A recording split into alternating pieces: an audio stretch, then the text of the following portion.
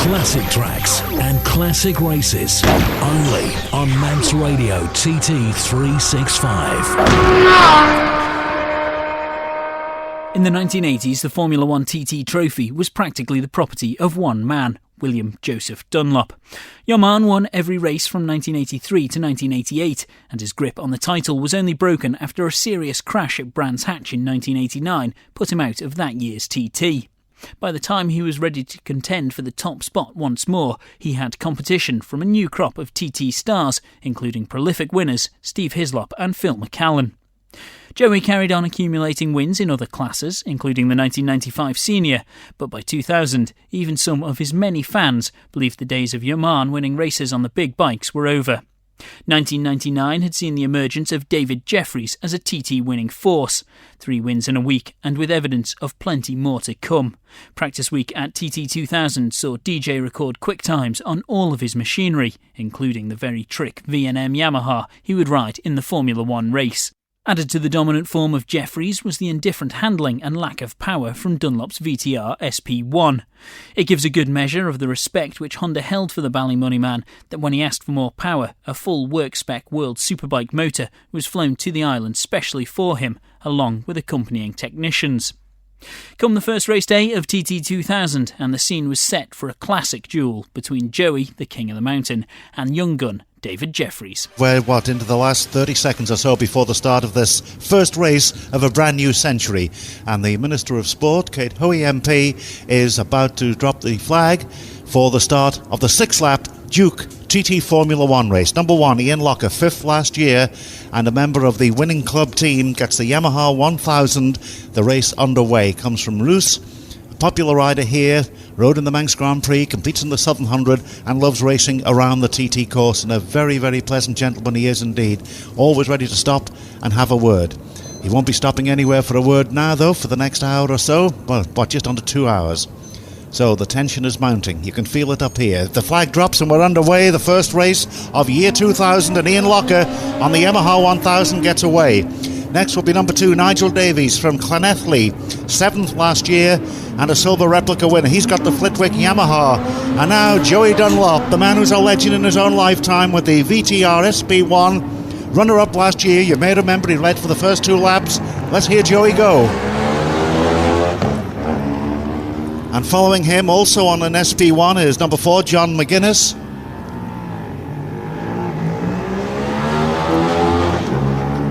Number 5, Ian Duffus, 3rd last year. On the Fireblade he's opted for.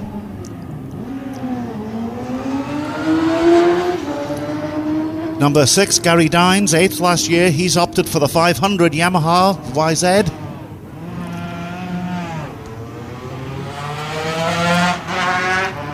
Number 7, Michael Rutter with the V&M Yamaha R1. Gets the signal. He's away safely to the first 7 on their way.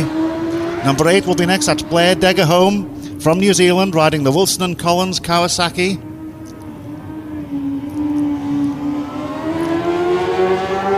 Last year's winner, David Jeffries, the fastest lap, the Manufacturers Team Award, silver replica. There goes Jeffers. Front wheel pouring the airs. He puts the power down under the Suzuki banner and disappears round that S-bend at the top of Bray Hill. Number 10 is Jason Griffiths. I say S-bend because literally the speed they are going, it is literally an S-bend. They crank to the right and then to the left, and that's the sound of the Ducati of number 11, James Courtney. And that's the biggest wheelie so far. He's almost under the bridge before the wheel comes down. Number 12, the Glaswegian, Jim Moody with the Fireblade. He's away safely. Number 13, lucky for some, unusual to see this, but Ewell Duncan doesn't mind. Ewell Duncan, he gets away safely. Next will be number 14. That is Sean Harris. Sean Harris from New Zealand, and I think it's time to take a quick break. Boing! It's time for bed, said Zebedee. Protection beyond convention. FM helmets. One day, you might meet Carl Fogarty. One day, you'll find the bike of your dreams. One day, you might find that elusive accessory. One day, you may find a show that's actually exciting. the new international scooter and motorcycle show, the NEC Birmingham, from the 10th to the 19th November. The ultimate day out. When you're at the greatest road racing festival in the world, you need the greatest selection of clothing to mark the event. Make sure you visit the shopping area behind the grandstand. It's open all day, every day, and you'll find the official TT clothing from fleeces to polos, jackets to caps. Plus, there's refreshments available all day. So stop at the shopping centre behind the grandstand. Duke Video are proud to sponsor the first Formula One TT race of the new millennium. Duke offer the world's biggest range of bike sport videos, DVDs, prints and CDs. Check out the Duke Video shop in Castle Street, Douglas, behind the TT grandstand, or visit our website at dukevideo.com. Duke Video, the winning formula for bike sport entertainment.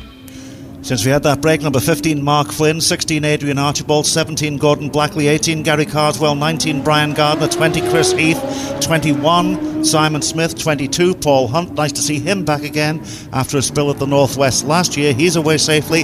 And this is number 23, Johnny Barton, 26 last year, lives now in Crosby in the Isle of Man. Number 24, Steve Day, Yamaha R1. He was a 750 class winner in last year's production TT. Finished 24th in this race last year and got a bronze replica.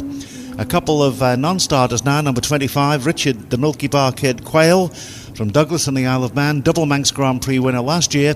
His best chance obviously will come in the 250 and 600 races. Number 26, John Hepburn gets away safely. A change of number there. If you missed it before, he's not 84, he's riding number 26. That's John Hepburn. 27 is Steve Linsdell. Steve Linsdell with the Flitwick Yamaha. I told it Flitwick, not Flitwick. 28, Jim Hudson will be getting the signal next, but time to go to Motorcycle News. Glenn Helen. Yes, indeed, Peter. We look towards the first left-hander before the short right to see will it be Ian Locker due any moment now. The crowd begin to rise. There must be a machine coming very soon. One flashes round that first left-hander into the right. It is number one. It's Locker through. Round the long, sweeping left-hander and away from us. So Ian Locker, number one, first away and leads on the road. Will he have pulled out any time over Davis? It looks as though he may have done because Davis is not with us, and that must be more than 10 seconds. But the crowd cheer. There's Davis, but Dunlop right behind him. And Dunlop's caught up that 10 seconds on that first 9.5 mile run. He's got Davis in his sights. Very, very quick there. Could I just remind spectators here not to use flash cameras? It's very dangerous indeed. We've had a word from the marshals, but Dunlop absolutely flying. He's caught up a lump of time there. There's number 4, John McGuinness. As the flash cameras go off again. Very, very stupid indeed. There's certainly a way to our ride here. Would you please cover up the flashes? But Joey Dunlop absolutely flying. So maybe those slick tyres have done the job. Number 5, Ian Duffus, third place for him last year on the Fireblade. So just to recap, it was Locker, but Joey Dunlop was very much behind Nigel Davis, and I suspect by now will be ahead of him and will be second on the road. 7 now is through Michael Rutter, followed by 6, so he's got ahead of Gary Dines. Gary Dines down a little bit on power on that 500. That's not surprising, but Michael Rutter has got safely past him, so we look for, I suppose, Jeffries now, and we'll shuffle the times as soon as we can. But Joey Dunlop absolutely flying. This is going to be one race, that's for sure. And here is number 9, David Jeffries, ahead of number 8 there, Blair Deggerholm. Blair, who was 12th last year from New Zealand on that Wilson and Collins Kawasaki, but already in that 9.5 mile run, David Jeffries has pulled out over 10 seconds on Blair Deggerholm and has overtaken him on the road. He's behind Michael Rutter and Gary Dines, but Joey Dunlop was the one who was flying. We'll give you the times as soon as we can. Number 10, local man Jason Griffiths from Ramsey, 6th place for him last year, and he's safely through. But I can tell you it's Dunlop that leads. It's Dunlop that leads by 2 seconds from David Jeffries. Number 12 now, Jim Moody on the Fireblade. So fantastic news here at Glen Helen. After just 9.5 miles, Joey Dunlop by 2 seconds from number 9, David Jeffries. In third place, number 7, Michael Rutter. Number 11 now is James Courtney. Almost sedate compared to those that have gone before, but he's going well, having a look to see where the damp patches may be as number 13, Ewell Duncan, goes through. And quite obviously he's caught up time there on James Courtney. James, who was 4th last year in this event. 14 now is Sean Harris, another of the New Zealanders on the PJ O'Kane Yamaha, the R1. But Joey Dunlop, absolutely tremendous through here. He's ahead on corrected time of David Jeffries by 2 seconds. 1 second further back on that is number 7, Michael Rutter. A tremendous first 9.5 for him as well. In third place, number 15 now is Mark Flynn. So just 3 seconds separate the first 3. Number 16 is next Adrian Archibald. Adrian, who was a retirement in the pits last year. Adrian on that Dow Britain Honda 900.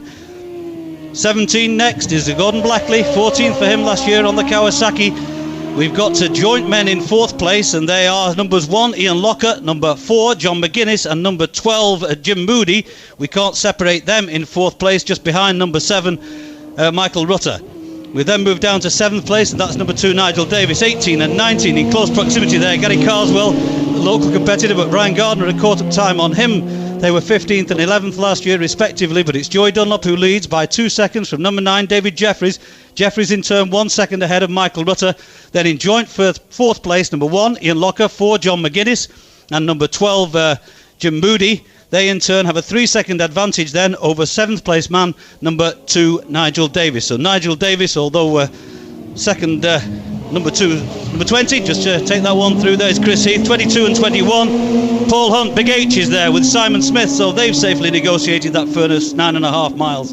But Joey Dunlop flying through here, 2 seconds ahead of number 9, David Jeffries. David on the V&M Yamaha, so it's Honda ahead of the Yamaha by 2 seconds. 1 second further back is number 7, Michael Rutter. Then in joint 4th place, a couple of seconds back on that, number 1, Ian Locker with number 4, John McGuinness, and number 12, Jim Moody. They are 3 seconds ahead of number 2, Nigel Davis, who's in 7th. That's 24. Going through now is Steve Day. 3 seconds actually separate number 7, Michael Rutter, from that battle for 4th place, 1, 4 and 12. 23, John Barton, another of the locals, on the Ducati. You could probably hear that. 26 now is John Hepburn. That's the change of number. John, who was 19th last year, moved up from number 84, riding at number 26 on the R1 Yamaha. Another of the New Zealanders. As the sun comes out here now, roads drying all the time and conditions pretty well perfect for racing. Hardly any wind. 28 and 27 close together. Jim Hodson, Steve Linsdell. Steve, who was 20th last year, another one on the Flitwick Yamaha.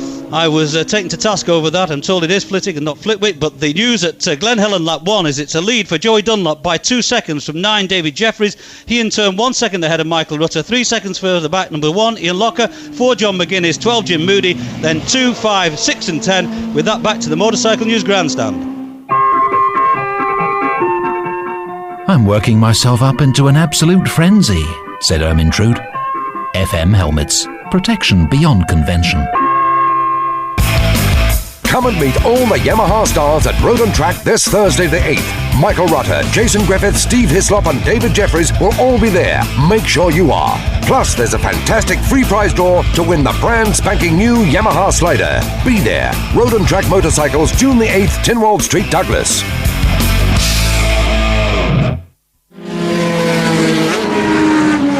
Profis fahren Arai. Arai-Helme, weltweit die Nummer 1.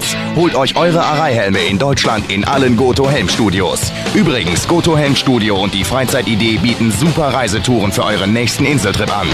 Arai, there's a difference. Come and meet all the Yamaha stars at Road and Track this Thursday the 8th. Michael Rutter, Jason Griffith, Steve Hislop and David Jeffries will all be there. Make sure you are. Plus, there's a fantastic free prize draw to win the brand spanking new Yamaha Slider. Be there. Road and Track Motorcycles, June the 8th, Tynwald Street, Douglas.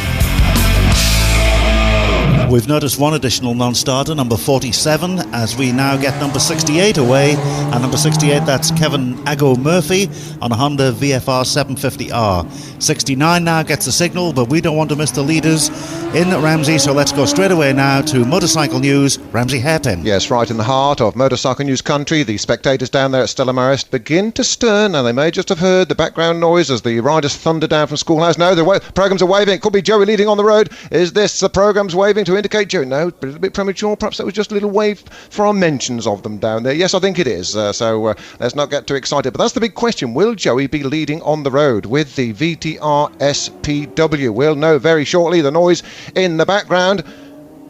And it is Joey. No, it's Locker. It's Locker. Locker leads for Hector Neal. Here comes Ian Locker. Ian Locker, number 1, gingerly through. Now here's the man. Number 3. Here's your man, William Joseph. Oh, and he's got his race face on. There's no two ways about that. Number 2, Cap Davis. He's passed Cap Davis on the road. Those 13 miles, is it? 8 miles, 15 miles down there from Glen Helen up toward us here at Ramsey. Now here's John McGuinness on the very much more standard SP1, the machine that is being used in the British Superbike Championship Series. Very, very different to that machine that is being ridden by William Joseph Dunlop. Believe you me, Joey Dunlop's work World Superbike engine will probably rev 1,000 revs higher than the machine that is being ridden by John McGuinness. As we await 30 seconds, we've got 20 seconds or more to go before DJ gets interviewed. This is number 5. This is Ian Duffers. Now here's DJ. This is Michael Rutter. No, Michael Rutter on the first of the V&M machines. That's a nice gentle approach from Michael Rutter. 43, 45, 15 seconds. Anything less than 1 minute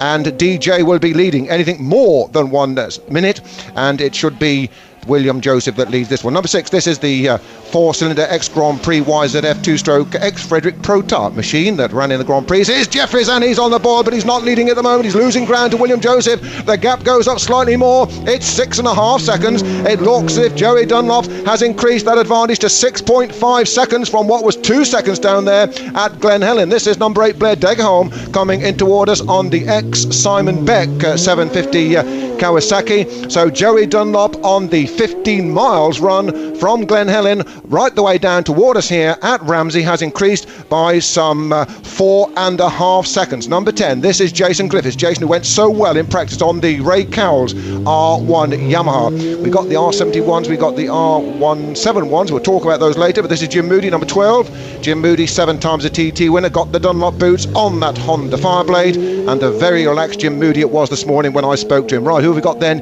It's that 2 seconds back in third place, number 20. That is number 20? No, that's wrong. He's just shuffling his positions there. That would be Chris Heath. So what have we got? We've got Dunlop 5.5 seconds ahead, 3 from 9. That's 6 seconds. He's rounded it up to 6 seconds. I say 5.5. Doesn't really matter. Joey Dunlop is the leader and increasing. Jeffries just 1 second ahead of, and I'll wait for Patrick O'Hanlon, my timekeeper extra, Michael Rutter. Michael Rutter in third place, just 1 second down on David Jeffries. This is number 13, Ewell Duncan. Number 11, that's the Ducati of James Courtney. And number 14, the Flying Kiwi. That is Sean Harris. Oh dear, oh dear, oh dear. And Sean Harris almost catapulted himself out of the saddle. A rather lazy run through the hairpin, got on the gas, the back wheel bit, and almost catapulted him out of the saddle. Adrian Archibald, number 16, on the Chris Dowd Randlestone Builders Honda Britain Fireblade, the current leader of the Irish Championships. In fourth place then, some 7 seconds down on Michael Rutter, it is Cap Davis. Now that is a genuine R71. That is a R7 chassis with a 1000 engine on board. 15 and 17. 15, Mark Flynn. Nice to see Mark Flynn back at the circuit. He had that horrendous smash here a couple of years ago. He's ahead of Bagpuss Gordon Blackley. And Gordon Blackley, some 3 weeks ago at the British Superbike round at Alton Park, just about totaled his 750 Kawasaki when the pace car came out. Duffers is there in 5th position. So we've got Dunlop leading by 6 seconds from Jeffries, who is 1 second up on Michael Rutter, as numbers 19 and 18 go through. 19, Brian Gardner, and 18, Gary Carswell, local rider Gary Carswell from Moorcold here on the Isle of Man. 3, Dunlop, 6 seconds up on number 9, Jeffries, who is just 1 second up on number 7, Michael Rutter. Rutter in turn, 7 seconds up on the very likeable Welshman, Cap Davis, who would probably prefer to be Ian Woosnam, great golfing fanatic Cap Davis. He enjoys a 3-second lead over number 5, Ian Duffers, who is in 5th position. And in 6th place, it is McGuinness. 2 seconds down, McGuinness. There's number 21. That's Ronnie Smith. Ronnie Smith on the Honda Fireblade. It's already got past Chris Heath on the road on the Chesterfield Motorcycles machine that I suspect is probably his production machine that he's running there. So Joey Dunlop, well, he gave this impression, Jeff Kennel says, do you think he was sandbagging? And we got that impression on the Thursday afternoon at the wonderfully hospitable Honda garage where we saw Joey and had a quick chat with him, and he smiled when we said, were you sandbagging? There's Big H, Paul Hunt, another rider coming back off injury, crashed at the Northwest 200 last year, and in fact due to go for surgery in the next few months. Number 24, Steve Day, spelt with an E, not with an A, on the FC Moore Decorators R1. I don't think we can tell you any more than that. We've got the top 6 down there, and I think Patrick's gone into siesta mode. Any more coming, Patrick, or are you, as a true local government officer, having your 4th break of the, oh no, it's the afternoon, you're probably on tea break number 6 at the moment, aren't you? So what about that? William Joseph. All the stops are pulled out. Bob McMillan of Honda Britain after the Northwest 200 said, look, we've got to do something rather special. As Jimmy Hodson, number 28, comes through the hairpin, we've got to do something rather special. Let's get a World Superbike engine across here and as much of the World Superbike chassis as we possibly can. A nice little Steve there, nod of the head from Steve Linsdale on his R71. And number 23, that is John Barr. Yes, well, nice to see you, John. Very pleasant. He's got the production bike out, gives it a little toot on the hooter, and I think that's just about it. So as we have number 29, Adrian McFarland. Is it going through? We can go some 13 miles ahead over the mountain to the Motorcycle News Grandstand and Peter Neal. That Ermintrude's a right cow, said Florence in a flounce. FM helmets. Protection beyond convention. Come and meet all the Yamaha stars at Road and Track this Thursday the 8th. Michael Rutter, Jason Griffith, Steve Hislop and David Jeffries will all be there. Make sure you are. Plus, there's a fantastic free prize draw to win the brand spanking new Yamaha Slider. Be there. Road and Track Motorcycles, June the 8th, Tynwald Street, Douglas. Duke Video are proud to sponsor the first Formula One TT race of the new millennium. Duke offer the world's biggest range of bike sport videos, DVDs, prints and CDs. Check out the Duke Video shop in Castle Street, Douglas, behind the TT Grandstand, or visit our website at dukevideo.com. Duke Video, the winning formula for bike sport entertainment. There are great job opportunities in the Isle of Man in accounts, banking, secretarial, IT and customer services at Ability Plus Employment Agency. Call into their offices on Prospect Hill, Douglas, or telephone 662165 for information on employment prospects in the Isle of Man with Ability Plus. The lights are on. I can hear the machine. I can't see it yet, but now I can. And it's Joey. Joey Dunlop crosses the line now. He's ahead of Ian Locker. Joey leads on the road and he looks determined. He passed him between Governor's Bridge and the crossing the line here, and 159.8 miles an hour was the speed he crossed the line. That's number 4, McGuinness, followed by number 2, Cap Davies. We've got the watch started on Joey to see the time difference between him and number 9, and that is David Jeffries, of course. At exactly 1 minute was the time difference at the start of this race. But Joey leading on the roads and really giving it the full welly, no doubt about that. 169.6 is the fastest we've seen so far now. And it's now 40 seconds. There's Michael Rutter, number 7. He's safely through, but we're looking now for the time difference between numbers 3 and number 9. That's number 5. Ian Duffus, he goes through safely. It's 50 seconds now since Joey crossed the line. 54, 55, 56, 57, 58, 59, 60. Joey is still leading, there's no doubt about that. But what will the time difference be? We're looking for number 9. Is this him? It is David Jeffries there now. He crossed the line. I stopped my watch and I stopped it on an unbelievable 10 seconds. 10 seconds unofficially. We have the Joey Dunlop leads David Jeffries at the end of the first lap. And Joey's opening lap as number 6 goes through, and number 6, that's Gary Dines on the 500, and there's number 8, Blair Degerholm. Joey's opening lap was 18 minutes 39.6, 121.31 miles an hour. Number 1, Ian Locker, had a lap in 18 minutes 59.7, 119.17. But Joey leads the race on our unofficial times by some 10 seconds from David Jeffries. That's Jason Griffiths and Jim Moody. Jim Moody, the Glaswegian, pouncing on the Ramsey man as they disappear for that plunge down Bray Hill. It's a repeat of last year, because last year in the Formula One race, Joey Dunlop led David Jeffries at the end of the first lap and at the end of the second lap. It was a 4-lap race, of course, last year, which was reduced to 4 because of the spill involving Paul Orrit at the bottom of Bray Hill on the first lap. And times coming. In fact, we have that number 7, Michael Rutter, and number 4, John McGuinness, are ahead of David Jeffries at the moment. So, the battle here now, Number 3, Joey Dunlop, leads number 7, Michael Rutter, by 0.3 of a second only. Number 3 and number 7 is the battle now. In third place, that's number 14, Sean Harris.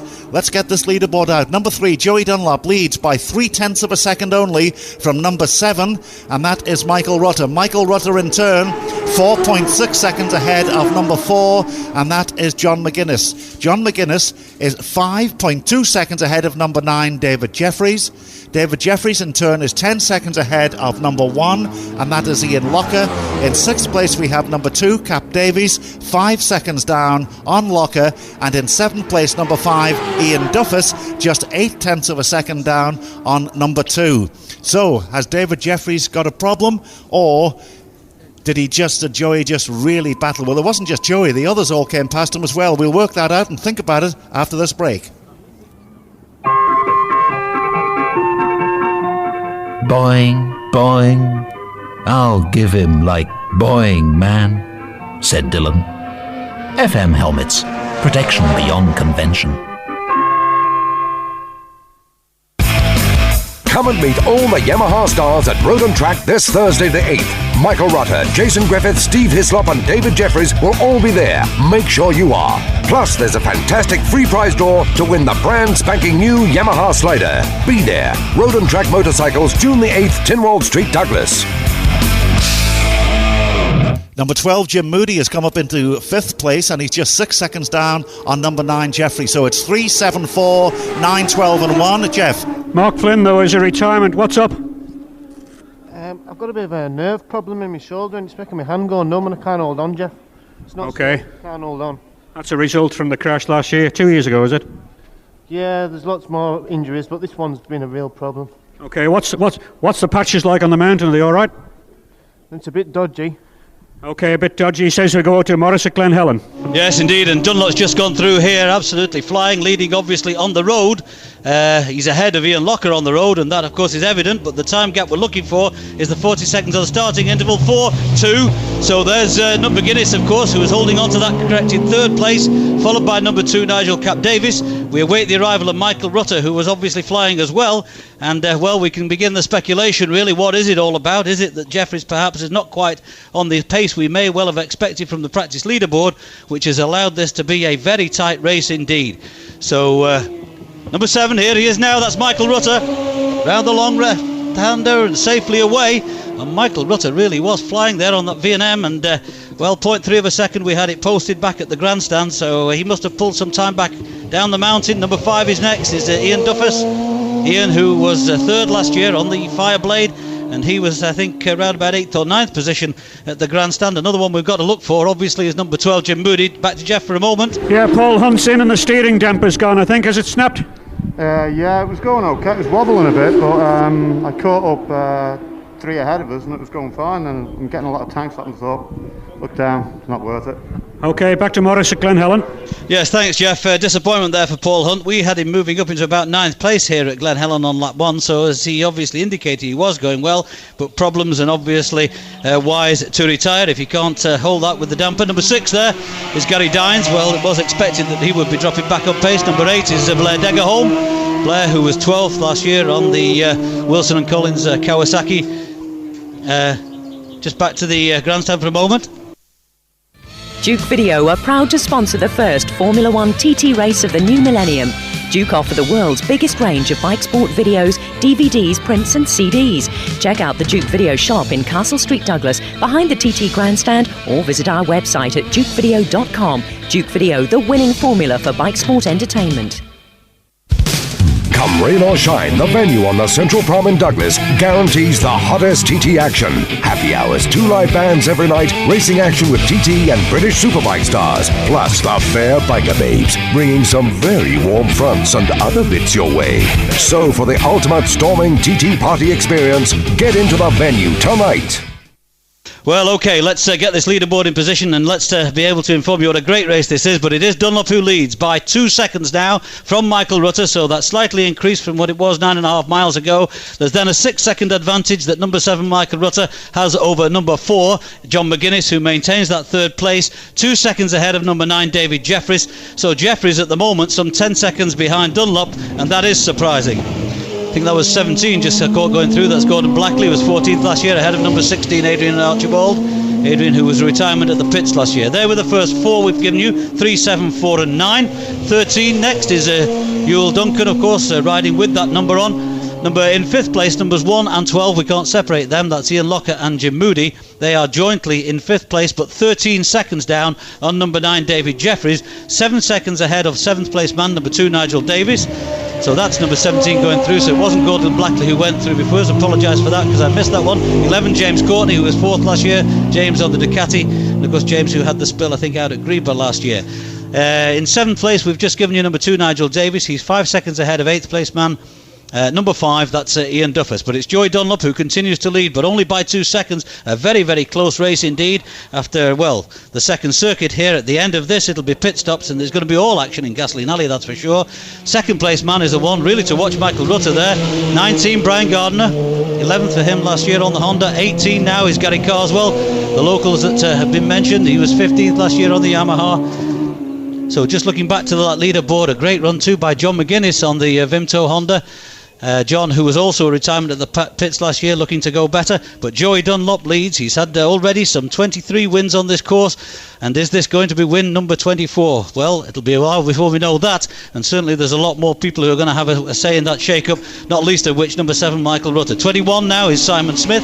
So the news from Glen Helen lap 2 is that Dunlop leads by a slightly extended margin, 2 seconds from number 7, Michael Rutter. Rutter in turn 6 seconds ahead of 4, McGuinness. McGuinness 2 seconds ahead of number 9, David Jeffries. Then it's 1 and 12 together, that's Locker and Jim Moody, followed by 2 and 5. With that, back to the Motorcycle News Grandstand. En tête après le premier tour du circuit, le numéro 3, Joey Dunlop. 5 secondes d'avance sur le numéro 7, Michael Rutter. Presque 5 secondes d'avance sur le numéro 4, John McGuinness en troisième. Peter. Danke, Mavis. Joey Dunlop hat hier nach der ersten Runde 0,3 Sekunden Vorsprung vor Startnummer 7 Michael Rutter. Dritter ist Startnummer 4 John McGuinness. Er liegt 4,6 Sekunden hinter Rutter. Damit zurück zu Peter Neal. We've had a request, please, once again, for spectators around the course not to use flash cameras, especially around the waterworks area. If you have a camera that has automatic flash, please just put a piece of tape over that flash. It's very dangerous to riders. Please do not use cameras with automatic flash. So, we've got a big difference there then from here. And I can tell you also that number 42, Sandra Barnett, is circulating well and pretty well on course, in position on the road at the end of that first lap, and more brakes. Boing! It's time for bed, said Zebedee.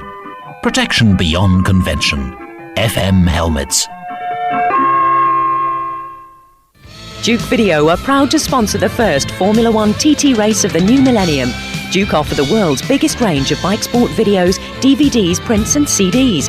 Check out the Duke Video shop in Castle Street, Douglas, behind the TT Grandstand, or visit our website at dukevideo.com. Duke Video, the winning formula for bike sport entertainment. Come and meet all the Yamaha stars at Road and Track this Thursday the 8th. Michael Rutter, Jason Griffith, Steve Hislop and David Jeffries will all be there. Make sure you are. Plus, there's a fantastic free prize draw to win the brand spanking new Yamaha Slider. Be there. Road and Track Motorcycles, June the 8th, Tynwald Street, Douglas. Now, as I was saying, Sandra Barnett numerically on the road is keeping up with the rest of the competitors. 57 and 58 go past us. They're on their way. We're on the way now to Motorcycle News at Ramsey Hairpin. You couldn't have written a better script, could you? Your man, the Silver Fox, 48 years young, William Joseph, and here he comes now. He leads on the road, and this is exactly his cup of tea. Jim Stewart holds the board out. Let's just start the watch there. That beautiful machine. Let's do it now. He points the rear wheel. He wants a back tyre. He'll be coming in as we now get number 1 Ian Locker, and he was a bit slow on the pointing. He suddenly had an afterthought and just pointed to the rear tyre. That Joey just wants a rear tyre. No indication on the front. This is the ride for me though, John McGuinness. What a ride this is. And this machine is by no means in the same division as that machine that is being ridden by Joey Dunlop. Only his second ever meeting on the big 4/4 John McGuinness, as he rode at the Northwest 200, rode the 500V twin here last year. That's Cap Davis going through. Good quality out. A little shake of the head from Cap Davis then, as he ran wide and got onto the damp stuff. A little shake of the head, but we're awaiting then on number 7. 42 seconds has elapsed, so Joey is increasing this lead. Here comes Michael. He just pops it into the corner now. Stop the watch there. 48.2 is 8 1/4 seconds. That has moved up. What was a 2-second advantage is now up to 8 1/4 seconds here at Ramsey. So on those 15 miles, the demanding 15 miles, Joey again has shown his superiority. Here comes number 9. This is David Jeffries. He sits on the saddle, no sign there. Number 5, Ian Duffus follows along behind. gingerly as they go over the damp patches under the trees, and they've got to exercise caution. We see a number of the riders, the back wheels just fishtailing left and right as they get on the power with the damp track as the water just comes down off of the cliffs coming down from the waterworks up ahead. Well, Joey Dunlop will be well on his way now, heading up on toward the mountain, a man who by his own confessions doesn't really enjoy scratching with another rider too much on the circuit, enjoys to set his own pace, and what a pace this will be. This of course is pit stop time, and with that Suzuka 8R factory Honda rear end on that, it'll be a split second rear wheel change as far as they are concerned. Jeffries has gone up into second place. Well, we can now show that Jeffries has gone up into second place, so it's all beginning to shuffle about. Whatever the problem was, he's now taken the second place away from Michael Rutter. It's Dunlop by 6 seconds, Joey Dunlop by 6 seconds only from number 2. I'm just looking there to see if Jim Moody goes through, and no problem there. Jim Moody is through. So the drama continues. Whatever the problem was with David Jeffries, he may have scared himself, he may have had a moment, he may have been taking it just cautiously with the particular tyres he's got on board. Whatever, he's ridden through it, and Jeffries is now back on the boil. Number 3 Dunlop leads by 6 seconds from number 9 David Jeffries, just 2 seconds up on number 7 Michael Rutter, but Michael Rutter is just 1 second up on John McGuinness on the second of the Honda Britain Vimto Honda SB1s. Well, what a marvellous ride this is for the 250 lap record holder John McGuinness, current leader of the 250 British Championship back home on the short circuits. Behind John McGuinness, being shuffled in there, goes Ian Locker, Hector Neal's rider on the Tempo Auto Salvage R71, which really is an R171.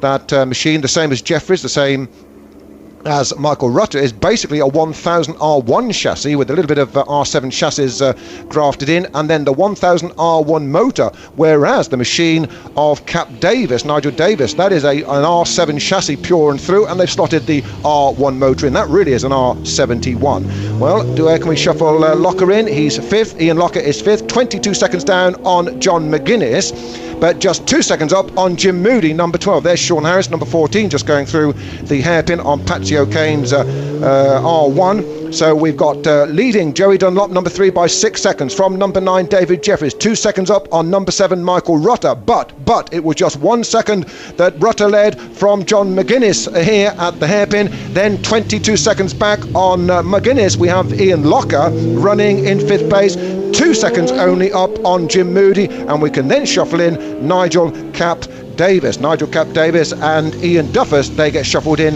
what position, 7th and 8th as James Courtney goes through there. Yes, that is James, who incidentally for the Tandragee has moved across for a right hand gear shift and a thumb operated rear brake, and he says he's adapted to it like a duck to water, the legacy of course of his crash down there at Griever Castle on the 250 last year that has left restricted movement in that right ankle.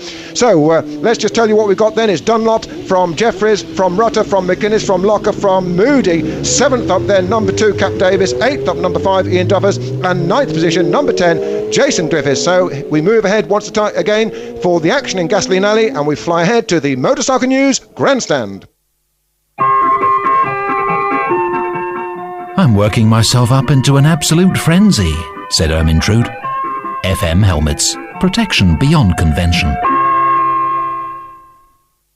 Duke Video are proud to sponsor the first Formula One TT race of the new millennium. Duke offer the world's biggest range of bike sport videos, DVDs, prints and CDs. Check out the Duke Video shop in Castle Street, Douglas, behind the TT Grandstand, or visit our website at dukevideo.com. Duke Video, the winning formula for bike sport entertainment. Come and meet all the Yamaha stars at Road and Track this Thursday the 8th. Michael Rutter, Jason Griffith, Steve Hislop and David Jeffries will all be there. Make sure you are. Plus, there's a fantastic free prize draw to win the brand spanking new Yamaha Slider. Be there. Road and Track Motorcycles, June the 8th, Tynwald Street, Douglas.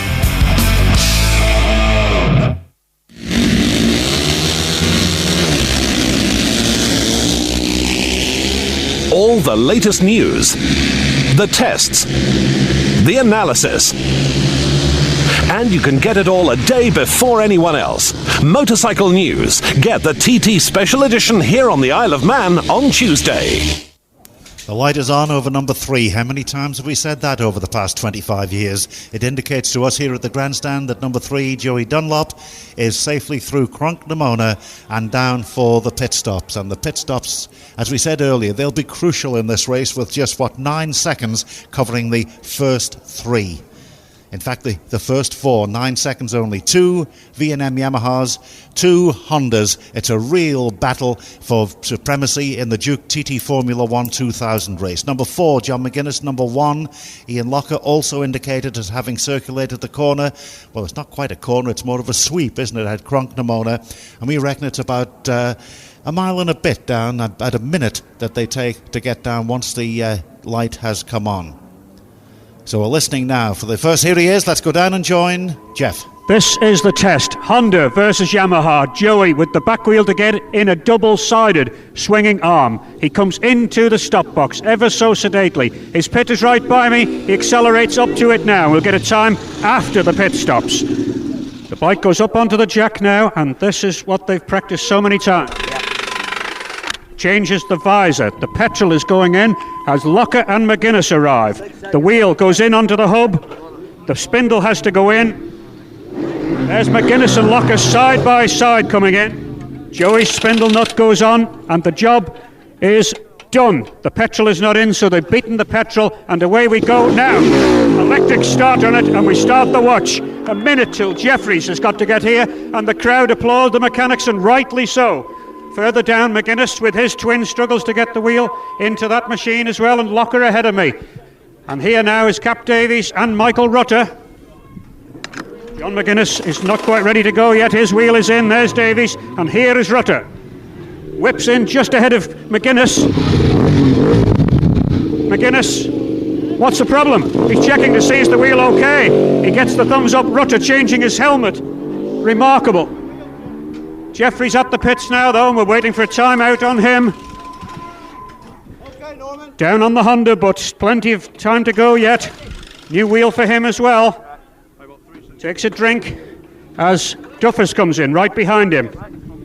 Now then, we're coming up to that minute, which was the corrected starting time. And we're ready to go. It seems pretty leisurely, but the petrol's not in as yet. There's the minute gone. Jeffries clutch in. The jack is still on, though. And away we go now, and it's 7 seconds. 7 seconds. Jim O'Hanlon gives me a nod, I think that's correct. 7 seconds now, as Duffus refuels. Also a rear wheel change here, and off we go. Not too keen to start that one, though. In fact, it won't go. Duffus's machine is struggling to restart.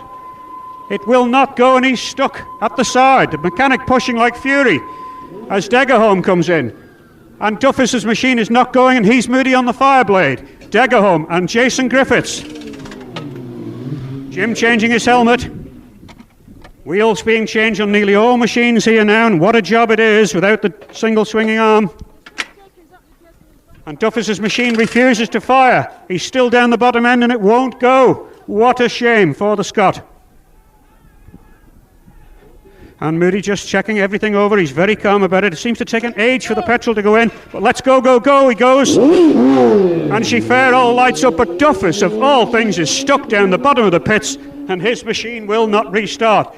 Let's see if we can get a quick flash from Tim O'Hanlon here on the times. Yes, well, I make it 9 seconds because Jeffries took about 2 seconds to get his engine fired up. And therefore, Jeffries 9 seconds behind Dunlop, 7 seconds ahead of Rutter, 7 seconds ahead of McGuinness, and Moody 17 seconds further behind. OK, well, clearly the Fireblade can't keep with the twin, but he's a retirement for Blair Degerholm. What can be the trouble with the big Kawasaki? What's up? Rear brake's gone. I got no rear brake at all, so don't want to let us go. OK, that is a shame because you're going all right. Duffus's bike is being reversed up the pit lane, almost certainly a retirement as Gary Dines whips the big rock 4-cylinder 2-stroke Yamaha in. And what a disappointment there. 2 top men in the top 10 gone, Degerholm and Duffus. And it just won't fire up. It just never even lit up after the refueling at all. And Dines looks like a retirement. He's off the bike. Gearbox problems, is it? What's up? What's up? I don't know. What, engine or gearbox? Engine, I think. OK, engine problems as Sean Harris whips in, the New Zealander. And it looks like Duffus is Out of the race, and what a disappointment. Doesn't work for you at all, does it? Seems like the battery's gone flat. Of all the things, a tuppenny component. Just one of the things at the TT, you know. Okay, what's conditions like? Is it wet? Yeah, there's a couple of wee dodgy bits, but generally 99% good. Okay, well, I'm very sorry. One of the great competitors there, and he's Harris at the pits now, and ready to go. Clutch in, bottom gear. Shouts. 3, 2, 1, bang! And she just slips a bit there. Yule Duncan comes in. Courtney is behind him. Courtney with the big twin Ducati. Whips it in smartly. Front brake on. Lifts the back wheel very slightly. Yule Duncan calm enough at the pits. And 19. Brian Gardner. Whips in a Mark John's bike there. Courtney at the pits. Calm stop here for him. Gary Carswell are coming here, but I'm sure the leaders will almost be at Motorcycle News Glen Helen. Indeed they will, Jeff. We await the arrival of Dunlop as the crowd begin to stir. 9 seconds is advantage at the grandstand. One pit stop out of the way, but there's another one. The waves of the crowd tell me he's here. Round the right-hander, round the long sweeping left. Always the same line. Always very smooth. Never looks as though he's going that fast, but absolutely brilliant and superb performance. He's got a 9-second advantage, so the clocks are on now, but it'll be some time, obviously, before the rest of the chasing pack are due. 9 seconds the advantage over number 9, David Jeffries at the grandstand. He, in turn, had a 7-second advantage over Michael Rutter, and a further 7 seconds on that was behind that was John McGuinness, and they'll be charging through here as they come up through Glen Helen. Machine is in view. First one of those is number 4, so that's McGuinness, and right behind him is Ian Locker. So this Formula One in almost perfect conditions is turning out to be an absolute cracking race, and we've only just 2 laps gone, or just over, and disappointment unfortunately there for Ian Duffus, and also a flat battery, quite amazing, and Blair Deggerholm, who put his ambition down as being a podium position. Well, it won't be in this race, but here's number 7 Rutter, Michael Rutter on the V&M. Neat, stylish, those Dayglow leathers. He's ahead on the road, of course, of number 2 there. That's Nigel Cap-Davies. But there's number 9. That's David Jeffries. So he's still caught up time there on Michael Rutter, and maybe has extended his advantage, which was 7 seconds over Rutter, who was lying in 3rd place on corrected time. So Ian Turnbull starts to shuffle those times, and we'll see what lead Joey Dunlop has here on lap 3 at Glen Helen after the first of 2 pit stops. An absolutely amazing performance. All of those early runners with wheel changes successfully completed, but there's always a risk when you go in the pits, and certainly Duffus has found that. So I can tell you that the lead has been reduced, however, by David Jeffries. He's pulled 2 seconds back on that 9. It's now 7 seconds, and Jeffries, certainly after the first lap, where he seemed to be a little gingerly, to say the least, and was quite obviously lost a lot of time, has begun to pull that back, and this race is not over by a long, long way, because not only has David Jeffries reduced the time difference to 7 seconds on number 3 Joey Dunlop, but he's now 12 seconds ahead of Michael Rutter, so he's pulled out. Thought that was the case. It was certainly visual as they went through here. The gap has closed, however, between Rutter and John McGuinness. John McGuinness just 5 seconds down on Michael Rutter. Another machine interview. Number 12, Jim Moody. He's safely through as well, and of course Dunlop now will be coming across some of the later runners. Number 10, Jason Griffiths. Well, on the Railkel's Yamaha, Jason might have hoped to have been a little further up. He was in 6th place last year.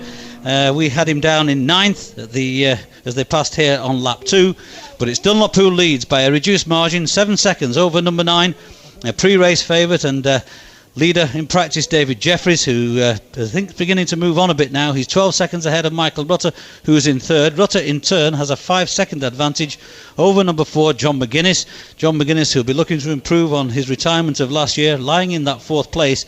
And then we start to get the gaps, because it's then 24 seconds back to in 5th place number 12 Jim Moody, who's just gone through, who's 8 seconds up on in 6th place number 1 Ian Locker. Ian, of course, who was first away.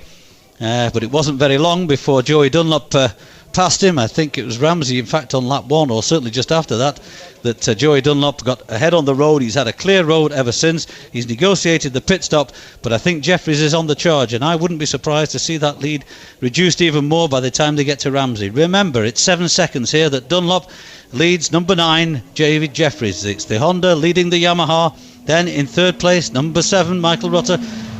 Number 54, as I thought, they're starting to mix it with some of the later runners. That's John Reed. So it's another Yamaha in third place ahead of McGuinness, the Honda of McGuinness. So it's Honda, Yamaha, Honda. Then number 12 in fifth place is Jim Moody. 8 seconds up on sixth place man, number 1, Ian Locker.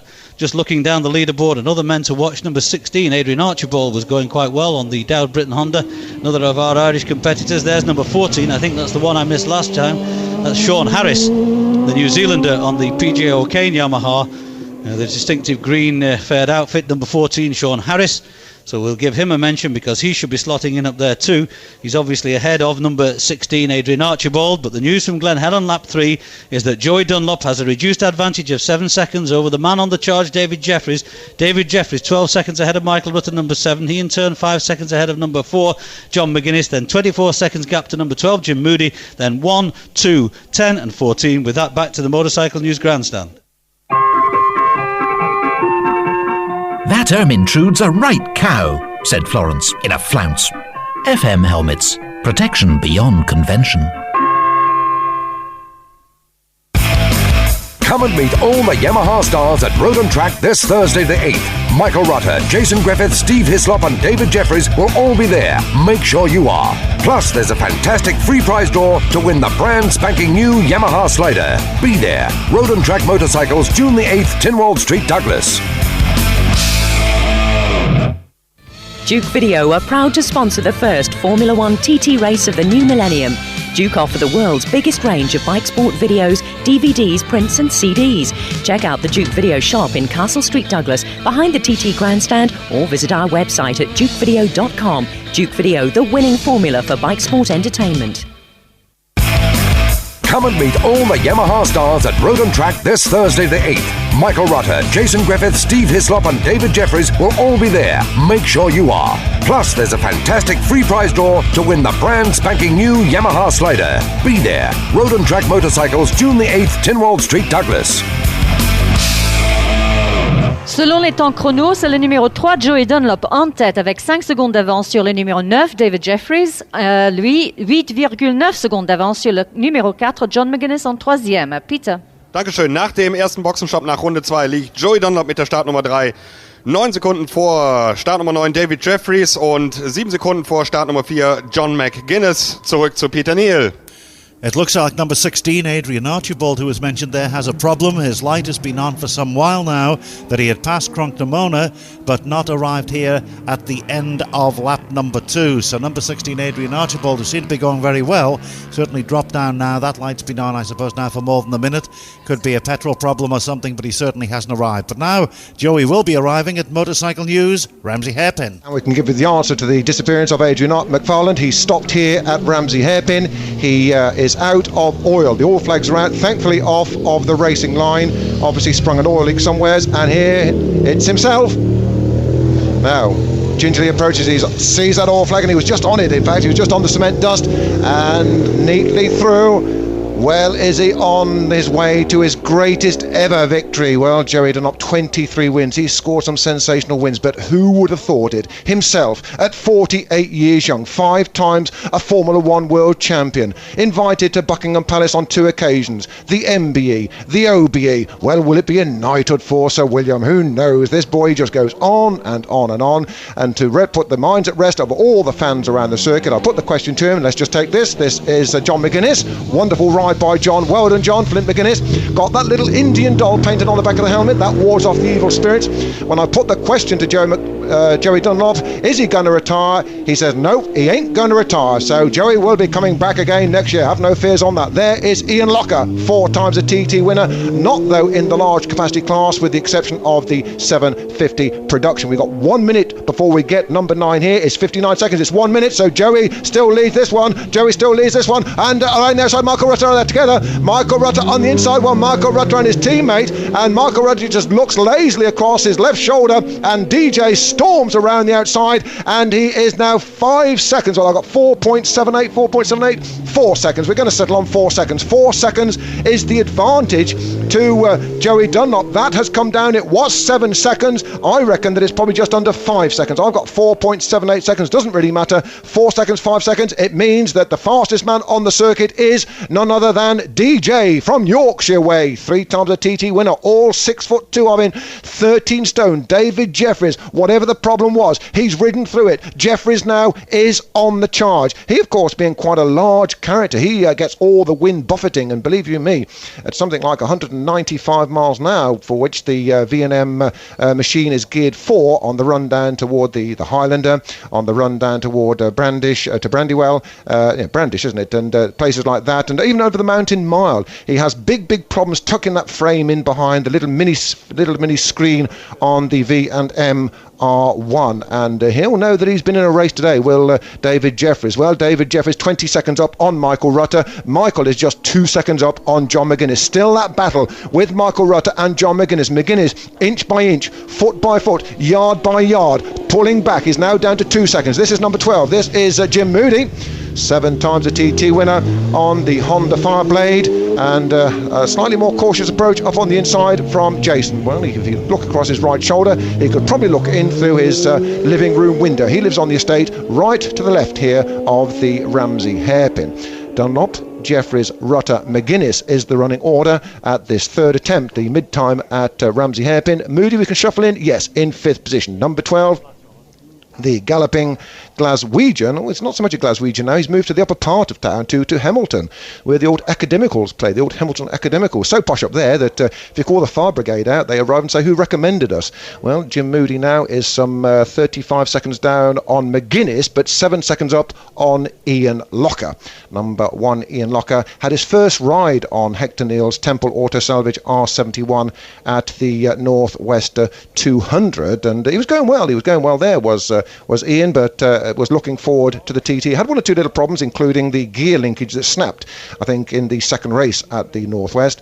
But nice to see Hector Neal back and taking an interest as a sponsor in the sport. But his rider is down in 6th place, albeit some, just looking for the time difference, ahead of number 10, Jason Griffiths, who is 7th, 22 seconds back. Jason Griffiths, some 22 seconds back in 10th position.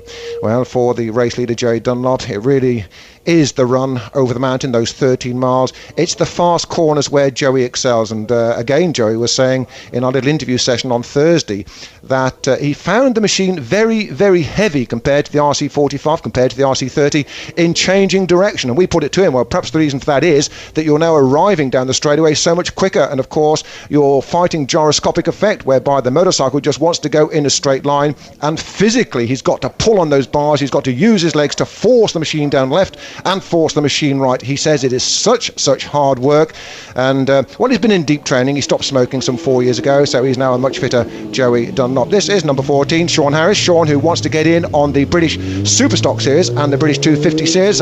Good rider. We'll be seeing more of Sean around here a little later on. He holds a record here on the TT, does Sean Harris. The shortest ever lap a couple of years ago, started the one practice session and got no further than 10 yards. He fell off on the start line. Can't shuffle any more in, so before we go back to the start line, I can tell you that it is number 3, Joey Dunlop at Ramsey hairpin, 4 seconds ahead of number 9, David Jeffries, 20 seconds behind him, Michael Rutter, number 7, but 2 seconds only ahead of number 4, John McGuinness. McGuinness 35 seconds up on Jim Moody, number 12, who is 7 seconds up on Ian Locker, and then 22 seconds back it's Jason Griffiths. With that, from the Motorcycle News Ramsey Point, we go ahead to the Motorcycle News Grandstand.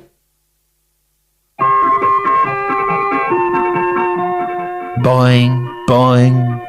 I'll give him like boing, man, said Dylan. FM helmets. Protection beyond convention. One day, you might meet Carl Fogarty. One day, you'll find the bike of your dreams. One day, you might find that elusive accessory. One day, you may find a show that's actually exciting. The new International Scooter and Motorcycle Show, the NEC Birmingham, from the 10th to the 19th November. The ultimate day out. The light is on for your man. Joey is through Cronk Namona. I can give you a list of retirements. We've heard about Ian Duffus, Gary Dines, Blair Deggerholm and Mark Flynn retiring at the pits. Number 16, Adrian Archibald at Governor's Bridge. Number 17, Gordon Blackley at Craignabar. 21, Simon Smith at Tower Bends. 22, Paul Hunt, as we heard here at the pits.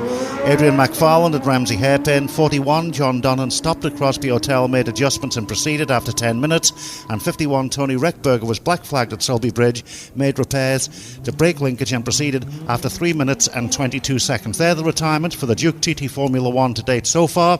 Now we turn our attention to the leaders. Number 4, John McGuinness, is also indicated at Crunknamona, but here's Joey. Crosses the line now. We start the watch. We have 60 seconds to wait to see the difference between him and David Jeffries. 171.1 miles an hour, Joey, that time through the total MEA speed trap, the fastest to date. 171.1 miles an hour for number 3, Joey Dunlop. It's coming up to 25 seconds now since Joey crossed the line. At 71 comes in for his pit stop. 78 leaves us. Number 7 and 9 are also indicated at Crunknamona. The time difference, remember, between Joey Dunlop and David Jeffries was exactly 1 minute. Another of the higher numbers. There's John McGuinness. McGuinness goes through. And Joey had a lap there, including his pit stop, of course, of 19 minutes 3.5, 118.78. It's 53, 54, 55, 56, 57, 58, 59. The minute's up. There's number 1, Ian Locker. And here's a flying yellow machine. It's David Jeffries. I crossed that. Stop my watch. 4.5 seconds, I make it.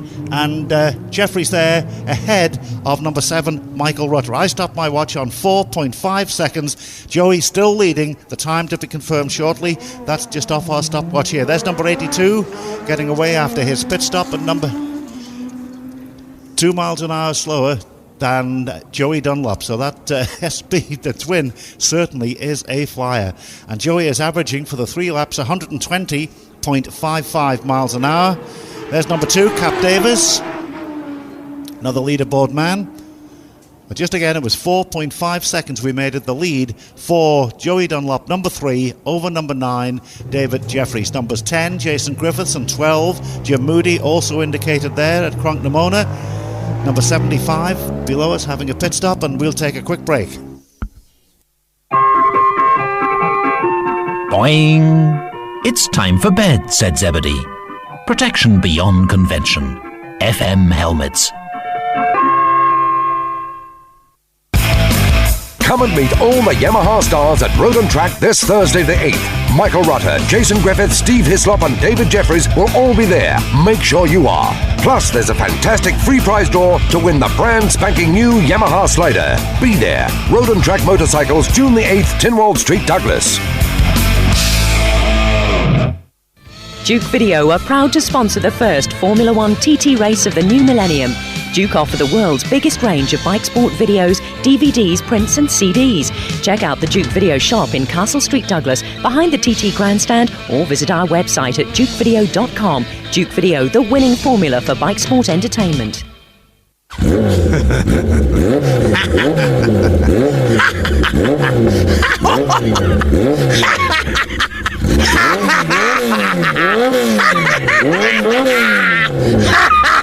We know why you do it. Motorcycle news. You can't afford to miss a thing. Out every Wednesday. The official time difference at the end of lap 3 half distance. Joey Dunlop, number 3, leads number 9, David Jeffries, by 4.7 seconds. In third place, number 7, Michael Rutter, is 21.3 seconds down on David Jeffries. And in fourth place, number 4, John McGuinness, is just 5.7 seconds down on Michael Rutter. So it's 3, 9, 7 and 4, just waiting for the time to be slotted in to confirm that Jim Moody is still holding on to his fifth place. He is indeed, and he's 36 seconds down on John McGuinness, with Ian Locker tucked in there in sixth place, number 1, 13.4 seconds down. So it's 3, 9, 7, 4, 12 and 1, and the important difference is the difference between number 3 and number 9. Joey Dunlop, 4.7 seconds ahead of number 9, David Jeffries. Joey had a lap in 19 minutes 3.5, 118.78. David Jeffries, 19 minutes 7.7, 118.34. So that's the position here at 4.7 seconds. What will it be at Motorcycle News, Glen Helen? Yes, indeed, Peter. What will it be here? Because it looks as though, from previous experience, Jeffries has pulled time out on this 9.5 mile run. As I say, one or two of the later runners. The second machine is Dunlop's. And he's right behind there. Number 79 is going to get a shock there. That's Martin Child, but Dunlop safely through. So we put the watch on, and it's 1 minute on corrected time. So Joey Dunlop safely through here for the fourth time. Number 80, Trevor Stokes. So will these later runners have any impact? And well, it's potentially possible. Two more together now, 65 and 51. So there's quite a number of them after their fuel stops. 51 there was a Tony Reckberger. He's been around here a long time, as has of course our American friend, number 65, Wade Boyd, who puts in regular appearances on this excellent 37 3/4 mile circuit. But it's the earlier runners. The order's been the same for some while now. 3, 9, 7, 4.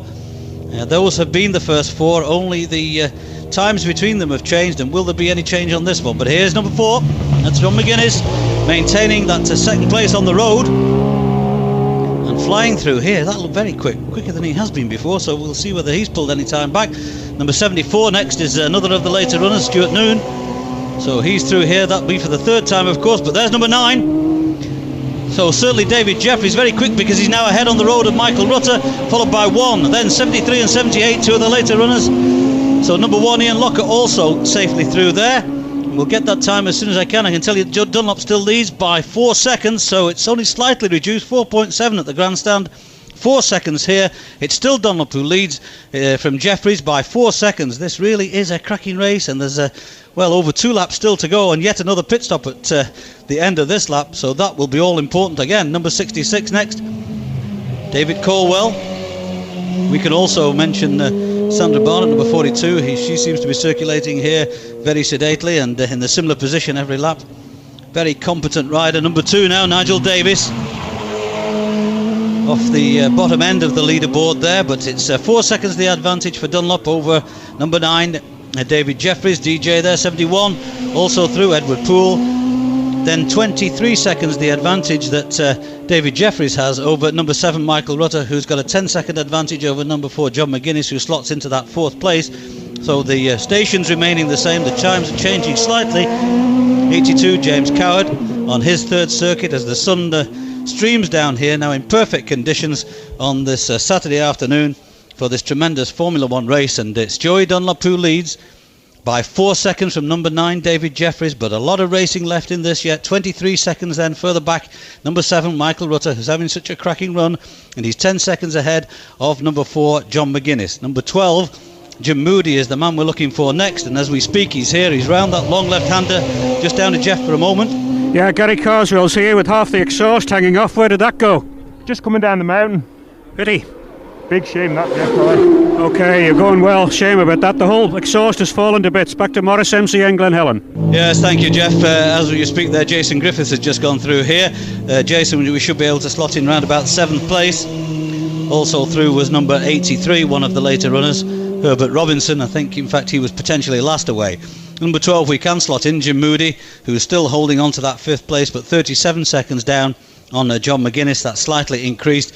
Number 1, Ian Locker, undoubtedly will be 6th, and number 10, Jason Griffiths, in that 7th place, just a position worse than in fact he was last year. Number 13, Joel Duncan, pulled in here and had a chat with one or two people in the crowd, not quite sure what that was all about, because he took off straight away. And of course it was Joel who had an incident here last time we were on air, I think back last September. So Joel Duncan still going safely. 17 seconds now.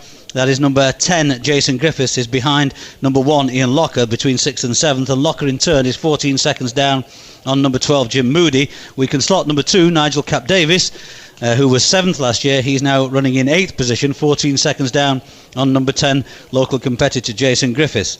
So we're on lap 4. It's number 3, Joey Dunlop, who continues to lead. He's led here, on every lap so far, but his lead has varied between, I think, 4 and 9 seconds. So it's still been quite tight all the way around. Down the mountain, he seems to pull perhaps a little bit out, and it'll be interesting to see whether he does that on this lap as they come in, of course, towards their second pin stop. That is after having been visited Fred over there in Ramsey. But it's number 3, Joey Dunlop, who leads by 4 seconds from number 9, Jeffries. Jeffries, in turn, 23 seconds ahead of Rutter. Rutter 10 seconds ahead of 4, McGuinness. He's 37 seconds up on number 12, Jim Moody. Moody in turn is 14 seconds ahead of 6th place man Locker. 17 seconds beyond that is Jason Griffiths. Jason Griffiths 14 seconds ahead of number 2 Nigel Davis, who's in 8th. With that, back to the Motorcycle News grandstand. I'm working myself up into an absolute frenzy, said Ermintrude. FM helmets. Protection beyond convention. When you're at the greatest road racing festival in the world, you need the greatest selection of clothing to mark the event. Make sure you visit the shopping area behind the grandstand. It's open all day, every day, and you'll find the official TT clothing from fleeces to polos, jackets to caps. Plus, there's refreshments available all day. So stop at the shopping centre behind the grandstand. Come and meet all the Yamaha stars at Road and Track this Thursday the 8th. Michael Rutter, Jason Griffith, Steve Hislop and David Jeffries will all be there. Make sure you are. Plus, there's a fantastic free prize draw to win the brand spanking new Yamaha Slider. Be there. Road and Track Motorcycles, June the 8th, Tynwald Street, Douglas. Après 3 tours, toujours en tête, le numéro 3, Joey Dunlop, 4,7 secondes d'avance sur le numéro 9, David Jeffries. Lui, 21,3 secondes d'avance sur le numéro 7, Michael Rutter. Peter. Danke, Mavis. Nach der dritten Runde Start Nummer 3. Joey liegt immer noch vorne, jetzt mit 4,7 Sekunden vor Start Nummer 9, David Jeffries. Der hat 21,3 Sekunden Vorsprung vor Start Nummer 7, Michael Rutter. Und dann noch etwas Wichtiges für das niederländische Gespann. Team mit der Nummer 80, Leo Knippers, der im Moment in Uni Mills sein soll bitte möglichst schnell mit dem ganzen Klamotten, Leder und Helmen zum Paddock kommen, also zum Fahrerlager. Leo Knippers in Uni Mills, bring bitte die Ausrüstung für dein Gespann mit hier zu Start und Ziel, damit zurück zu Peter. Thank you. And just to recap once again on the total MEA speed trap, Joey Dunlop went through at 171.11, Michael Rutter at 170, and David Jeffries at 168.8. So 171.1, 170 and 168.8. They're the top three. But now it's Motorcycle News, Ramsey Hairpin. Yes, you can add about 25 miles an hour plus onto those speeds for maximum speeds around the TT course. That is just there at the grandstand. Well, here's himself. Here's your man. Let's have a look at this. Pick up the watch. Now, let's just keep our eyes on Joey. Any indication?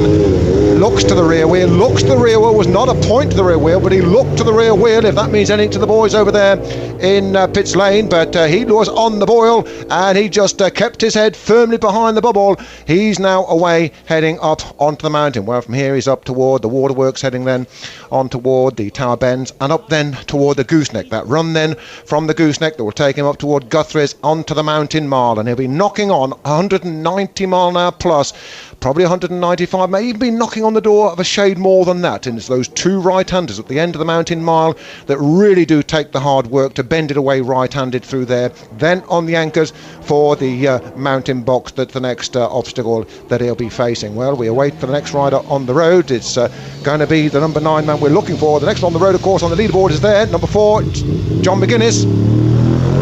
John with that helmet, I always remember about that helmet, is based on the design of an ancient vase or vase, as there is number 9, and that has come down to, I reckon, it's just below 2 seconds, 1.5 seconds. 1.5 seconds is the advantage. Joey Dunlop has been pulled back now to 1.5 seconds. David Jeffries has got the bit between his teeth. DJ triple winner here last year. Well, is he going to steal the thunder of Honda on the final hurdle? Of course, they've got to go into Gasoline Alley, but the fastest man on the circuit is unmistakably DJ. He's pulled back some 2.5 seconds on the run down from Morris over there on the lowlands down at Glen Helen, and the run right the way through the 15 miles, and what a tortuous 15 miles that is before they then come on to effectively the run that is almost short circuit style going over the mountain. 28 seconds back, Michael Rutter in third place. He's increased that advantage though over John McGuinness by some 3 seconds. Flint McGuinness now goes back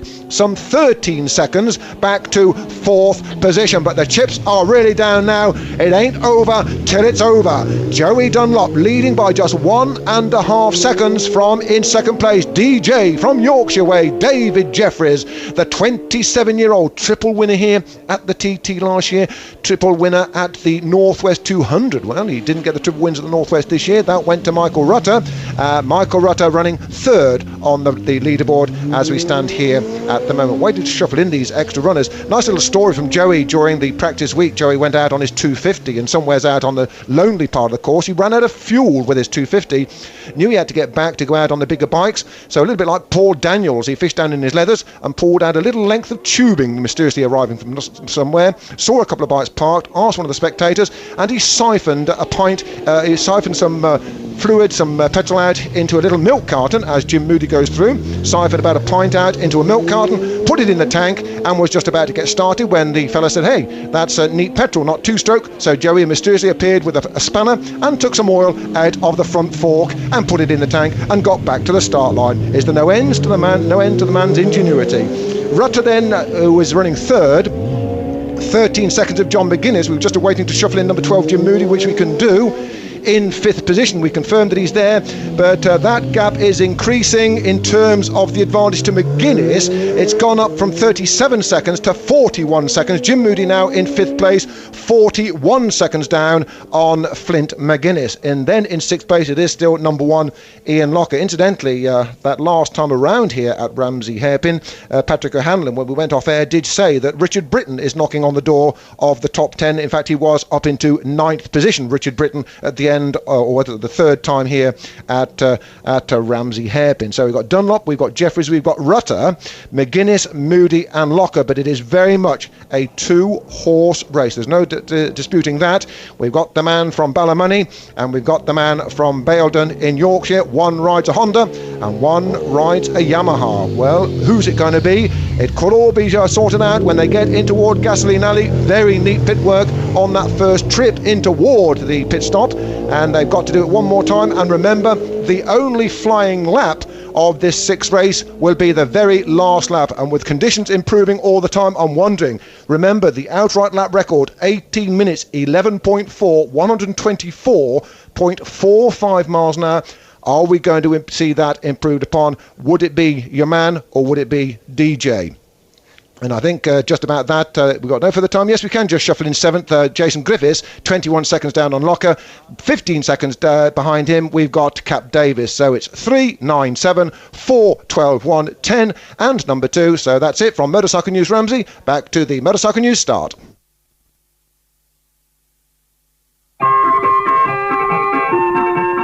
That Ermintrude's a right cow, said Florence in a flounce. FM helmets. Protection beyond convention. Duke Video are proud to sponsor the first Formula One TT race of the new millennium. Duke offer the world's biggest range of bike sport videos, DVDs, prints and CDs. Check out the Duke Video shop in Castle Street, Douglas, behind the TT grandstand, or visit our website at dukevideo.com. Duke Video, the winning formula for bike sport entertainment. Profis fahren Arai. Arai-Helme, weltweit die Nummer 1. Holt euch eure Arai-Helme in Deutschland in allen Goto-Helm-Studios. Übrigens, Goto-Helm-Studio und die Freizeit-Idee bieten super Reisetouren für euren nächsten Inseltrip an. Arai, there's a difference. We have a message for Leo Knipers, who is at Union Mills. He's asked by Martin Vollebrecht, who is number 80 in the sidecar event, to please return to the paddock with Martin's leathers and helmet. Apparently he's out spectating. Martin's getting ready for the sidecar race, and he'd rather like to be kitted out properly. So Leo Knipers out there at Union Mills, if you could return immediately, please, with the leathers and the helmet. Now the lights on safely for Joey, number 3. It through Cronknamona. It used to be Signpost Corner, but they're getting that quicker. Went back to Cronknamona now, and it's just about a minute, I think, from when that clock comes on till they get here, because of course it includes the slow corners, so slowish like Signpost and the Nuke. And let's go down to Jeff. And here he is coming over the skyline here, and this is really tight. Honda versus Yamaha, and Joey's second pit stop. Time him on the line into the stop box now, and a minute now for David Jeffrey, but Joey stalled it, but he lights it up with the electric starter, thank heavens for that, and he's into the pits, and it's another back wheel. Davey Wood just checking, it's a drink for Joe. Change of visor. The back wheel is out. The new wheel is going to go in. It slots in quite easily. There is actually plenty of time, but fingers and thumbs. Joey just checking the rear end. Power tools whip the wheel in. Now the MIG nut with the torque wrench. The fuel is in and we're gone. That was a 30-second pit stop from the line, including that stall. I reckon they did that in about 25 seconds. Now then, can Jeffries get here in the next 20 seconds? 40 on the clock. We're looking up the road. This is not him. He might be in the middle of this group. No, it's not, though. It's none of these three. Somebody on the right-hand side as well. It's not him. 50 seconds. 60 seconds is the time we're after. And here he is. He's right behind John McGuinness. 55, 56, 57. McGuinness is first into the box. 59. Joey still leads. It's absolutely neck and neck. There's nothing in it. My watch has stopped it exactly a minute. And that's the corrected starting time from when the event started. The stand goes in. The back wheel is coming out for a third back wheel for this tremendous race. McGuinness is ahead of him. David Jeffries takes a drink and he's Rutter. Can they get a V&M 1-2 out of this, or will it be 1-3? Or will the Honda defeat them? Locker into the box as well. Jeffries takes his time, very cool. McGuinness and Rutter all ahead of me here. The fuel comes up, the back wheel is in. There's the wrench going. Nips the nut up, off the stand. There's McGuinness trying. They're both going together here now. There they go, and McGuinness beats him out.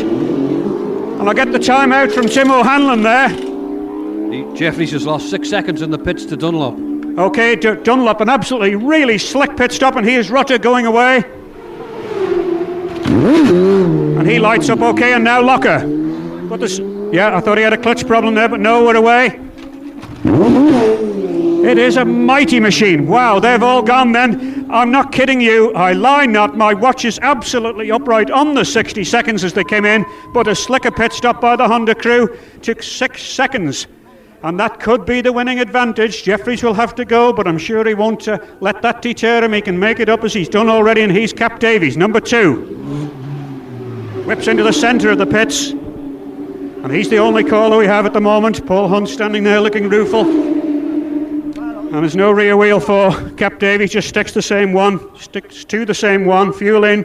All the riders finding it exceptionally hot. New visor clipped into the helmet. And 2 laps to go. Okay? Yeah, not too bad. We could have had a bit more practice. I think just set it up a bit better. I make a start on it now then. Okay. He's Jim Moody now, number 12. The Fireblade just hasn't got the steam. And I bet he wishes he had one of the twins. But it's McGuinness, I think, who's the surprise of the day. Jim Moody changes his helmet again, as he did at the first pit stop.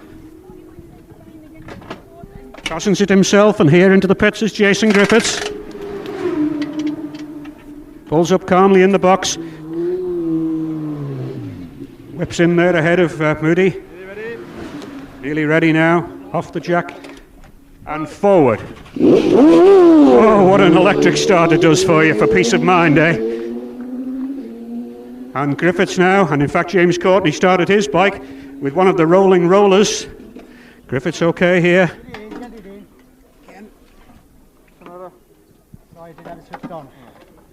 Windscreen getting cleaned. No rear wheel change on this machine. Must seem like an eternity sitting here when you've been ear-rolling trying to save half a second round Hilbury. This tank, you would think it was actually an underground tank underneath the way it takes the time to come up. It's only a gravity fill, of course. Where's it going? Is there a hole in the bottom? No, we're going. Bang, yep. Oh, it hasn't fired. It hasn't fired. Yep, now it does, but that's a few more seconds down the pan for the Ramsey rider, formerly from Pontypool. Maybe Tim O'Hanlon now has a bit more of an idea of how the top 6 looks. Yes, well, as I said, Dunlop has now got a 6-second lead over Jeffries. Jeffries, in turn, has a 30-second lead over Rutter. That was 28 at Ramsey. And Rutter is 13 seconds then ahead of McGuinness, which was identical to Ramsey. And Moody has picked up 7 seconds. So it's 6 seconds then that Dunlop is in the lead with 2 laps to go. Can Jeffries nail it back again to deny the Honda? We'll find out what the gap is at Glen Helen by going over to the Motorcycle News commentary point there, and Maurice Maudsley. Yes, thanks, Jeff. We await the arrival of what should be race leader, number 3, Joey Dunlop, and then we'll have the watches on to see whether he's managed to maintain that distance. He gets the cheers of the crowd and the waves. So you'll gather from that Joey's safely through, pit stops completed, and, well, the Honda pits seem to have the advantage. But will David Jeffries be able to pull that back on the road? So the clock ticks on, And Dunlop is safely through. Could I just remind once again the spectators, I know it's exciting, but those with automatic flashes, they're still going off all the way around here at Glen Helen. It's very dangerous. If anybody close to you is using one, please ask them not, or at least to cover up the flash on those cameras. So we look down the road to see the second and third place men on the road. That's very close on the road, of course, because McGuinness is going extremely well there. John, who retired last year, but it's Joey out on his own. That is, of course, in terms of the leading group, because, as I said before, there's still quite a number of the later runners that he's going to have to negotiate. Something like over a minute gone now, so certainly he leads. And 1, 2, 3, there's a number of back markers here, 3 of them, 70, 69 and 68, so and 61. So Jeffrey's not amongst those. The back end of that was number 61 there, Jeff Sawyer. 64, another, so there's quite a number of them. That's a lot of traffic that Jeffries is going to have to negotiate. And the clock ticks on, and it looks as though it's an extended advantage because he's not here. There's number 4, John McGuinness, but there's no sign. David Jeffries is not with him. McGuinness is on his own. No Jeffries. No Jeffries at Glen Helen, lap 5. Joey Dunlop's lead has increased. 79 through there now is Martin Child. And here's number 7, Michael Rutter, so there's no question about it. David Jeffries has gone missing on that run, and it's a tremendous advantage for Joey Dunlop. There's Ian Locker. So Joey Dunlop leads the Formula 1 on this Saturday afternoon by quite a margin. We'll shuffle in. Second place man will be Michael Rutter, almost certainly following that. But it's Joey Dunlop quite obviously who leads. He's safely through here on lap 5. But the news is Jeffries has not made it to Glen Helen on lap 5. 50 seconds now. Joey Dunlop leads from Michael Rutter. And could this be a 7th win in the Formula 1 for your man Joey Dunlop? Hasn't won this race since 1988. He achieved his first win back in 1983, some 17 years ago. And a tremendous performance it was then. He knocked up 6 on a row. Is he in line for his 7th TT Formula win, 24th overall? He leads by 50 seconds from new second place man Michael Rutter. Rutter in turn 12 seconds up on number 4, John McGuinness. McGuinness moves on to a podium place. I have some information that Jeffrey's bike was observed smoking going through Ballacrane, so obviously difficulties there for Jeffries. 65 and 51 and some of the back markers, 59 and number 2 there is Nigel Davis there trying to get inside. Nigel Davis who'll move up a slot, so obviously those problems for David Jeffries appear to be mechanical. His machine was observed smoking through Ballacrane. That's just down from us here, but certainly not made it here up to now. Number 3, Joey Dunlop, an absolutely fantastic advantage. 50 seconds now. He'll no doubt be getting the signals, and that will enable him to knock off the pace somewhat slightly, and maybe the chance of that outside, that absolute lap record, or even a lap record in the Formula 1 has gone. Just confirm, Morris, that David Jeffries has retired at Ballig. Perfectly okay. David Jeffries out at Ballig. Well, disappointment there for Jeffries, and I suppose disappointment for us all in a sense that it was building up in a tremendous last couple of laps. 78, Phil Neen, the local competitor on the Fireblade, he's safely through here, but that'll be lap 4 for him. As I was saying, I think disappointment for us all because it was building up into an absolutely fantastic battle, and whilst the Honda crew obviously had the edge in Gasoline Alley, it looked as though potentially David Jeffries just had it on the margins, but that's not true anymore. You've got to finish it if you're going to win. That's number 73 through. And it's Dunlop now, 50 seconds, he's ahead of Michael Rutter. Rutter in turn, 12 seconds up on John McGuinness, so that's not over yet. Number 10 there, Jason Griffiths, he'll move up a slot as well. Jason in 6th place last year on the Rail Cowles, the Yamaha. So yes, we've got number 4, John McGuinness, he's 43 seconds ahead of number 12, Jim Moody, so pretty secure, at least in that 3rd place. Could be a bit of a battle there for 2nd and 3rd, between number 7, Michael Rutter, and number 4, John McGuinness. 43 seconds then, as I said, John McGuinness leads number 12, Jim Moody, who's in 4th place. He's 11 seconds up on Ian Locker, so Ian Locker moves up to 5th. Jason Griffiths moves up to 6th, but he's 49 seconds down on Ian Locker and just 6 seconds ahead of Nigel Davis. 82, James Coward, we can give him a mention. Another one of the later runners, but drama, I'm afraid, at Glen Helen lap 5, and that disappointment that we already know about for Jeffries is out, but a tremendous lead now for Joey Dunlop. 50 seconds his advantage over Michael Rutter. Rutter in turn 12 seconds ahead of McGuinness, then 12, 1, 10 and 2. With that, back to the Motorcycle News Grandstand. Boing, boing. I'll give him like boing, man, said Dylan. FM helmets. Protection beyond convention. Duke Video are proud to sponsor the first Formula One TT race of the new millennium. Duke offer the world's biggest range of bike sport videos, DVDs, prints and CDs. Check out the Duke Video shop in Castle Street, Douglas, behind the TT grandstand, or visit our website at dukevideo.com. Duke Video, the winning formula for bike sport entertainment. Come rain or shine, the venue on the Central Prom in Douglas guarantees the hottest TT action. Happy hours, 2 live bands every night, racing action with TT and British Superbike stars, plus the fair biker babes, bringing some very warm fronts and other bits your way. So for the ultimate storming TT party experience, get into the venue tonight. Et il est en tête après 4 tours, le numéro 3, Joey Dunlop. Mais le numéro 9, David Jeffries, a abandonné la course. Il va bien, mais sa moto, non. Hein. En troisième, toujours, le numéro 7, Michael Rutter. Alors, quel Skumon pour Jeffries? Je passe le micro à Peter. Danke. Hier bei Start und Ziel hatte nach dem Boxenstopp Joey noch 6 Sekunden Vorsprung vor Startnummer 9 David Jeffries, aber der ist mittlerweile bei Ballack Bridge ausgefallen, also dass die Reihenfolge mittlerweile so aussieht. Startnummer 3 Joey Dunlop vor Startnummer 7 Michael Rutter mit 50 Sekunden Vorsprung und dahinter Startnummer 4 John McGuinness auf der zweiten SP1. Peter Niel, bitte. The lap record is 123.48 and Joey Dunlop on that lap lapped at 122.61. So will we see a new race record? The race record speed is 121.06. Joey was averaging at the end of lap 4. Retirement quickly, 23, 32, 52 and 80, all okay. And in fact, no, number 32 stopped and made adjustments. Now Motorcycle News, Ramsey. Yes, and bear in mind, of course, Peter, as Joey now gingerly approaches and very casually takes a look across at the board and he missed it. He looked across to where Jim Stewart is. I tell you what, Jim, you've blown your pint tonight, mate. Joey Dunlop, he caught us all out there. Joey Dunlop looked across to see what the pit board said and he missed it. And I'm sure he was looking for confirmation that David Jeffries is out. Well, it's just as well Jim Stewart's going back to Ireland and won't be here for the rest of the week. That's blown it as far as you're. Yeah, kick backside for you, Jim.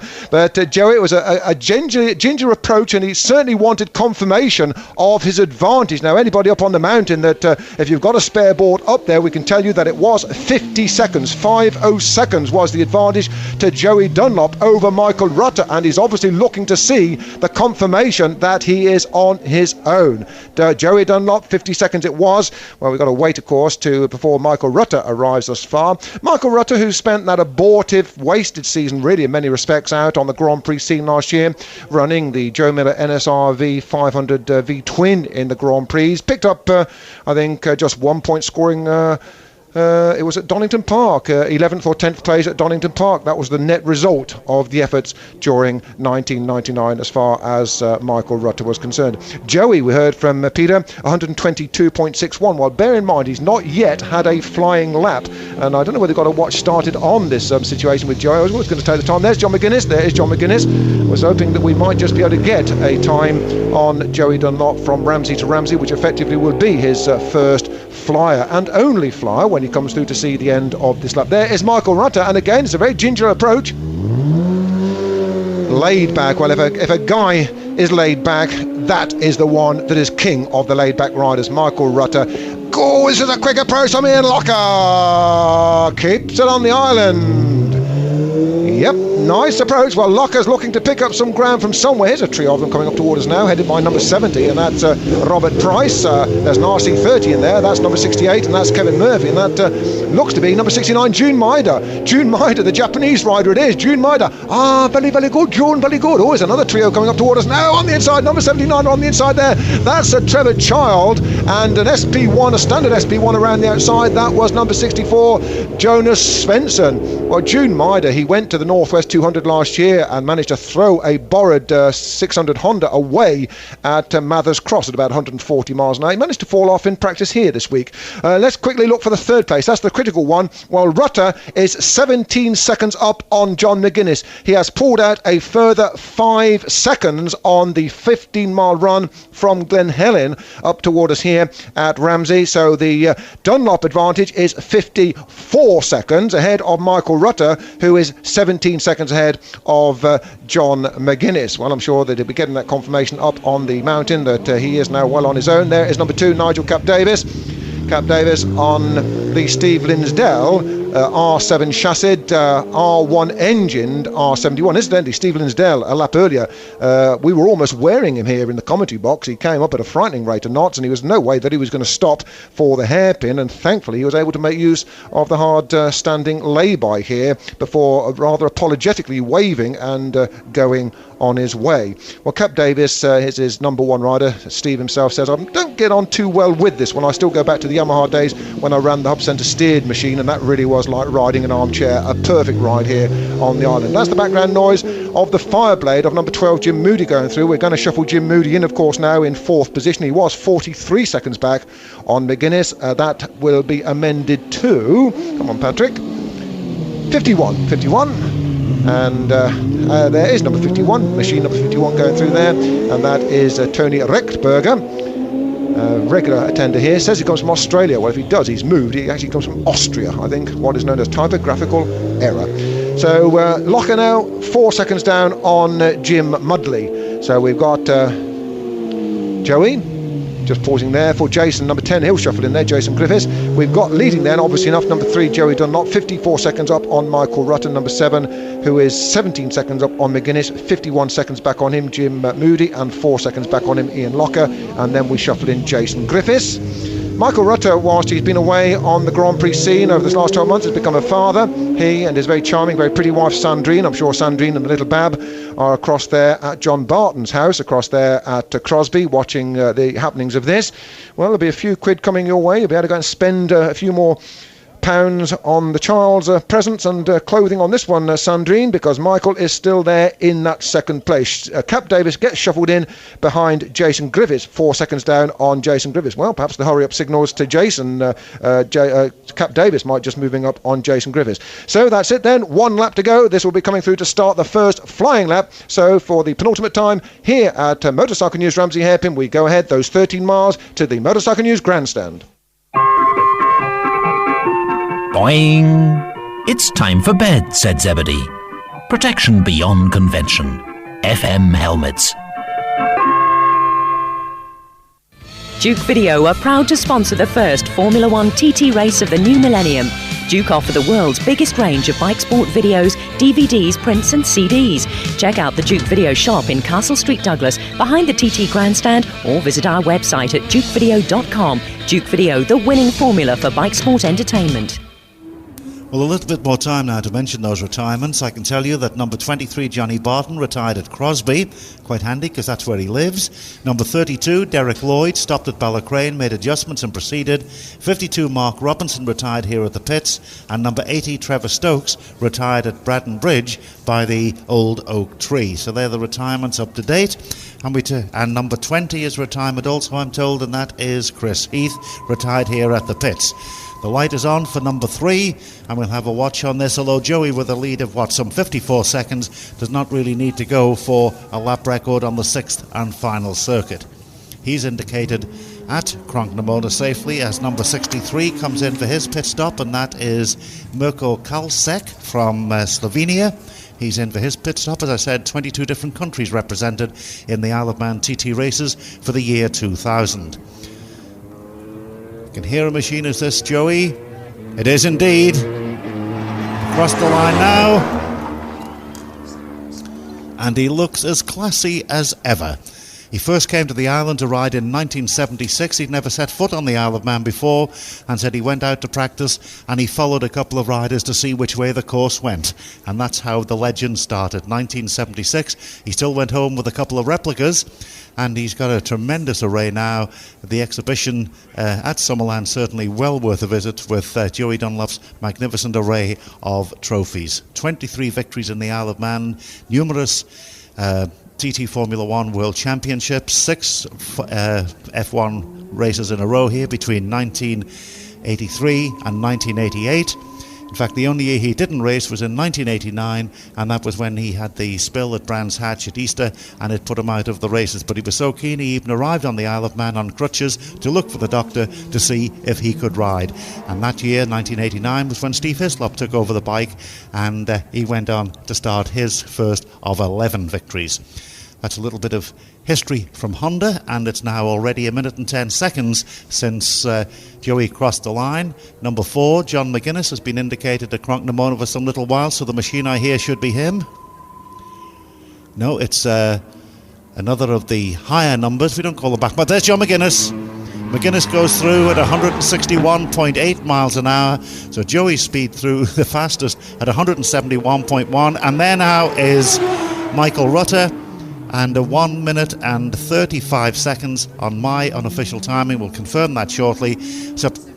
Subtract the 40. In fact, he was 171.3, so I think that's 0.2 of a mile faster than Joey. So a little consolation there for Michael Rutter as Ian Locker goes through. Ian Locker holding on to that 6th place. Ian, of course, the specialist on the 250 and 125, certainly around the Isle of Man. Let's take a quick break.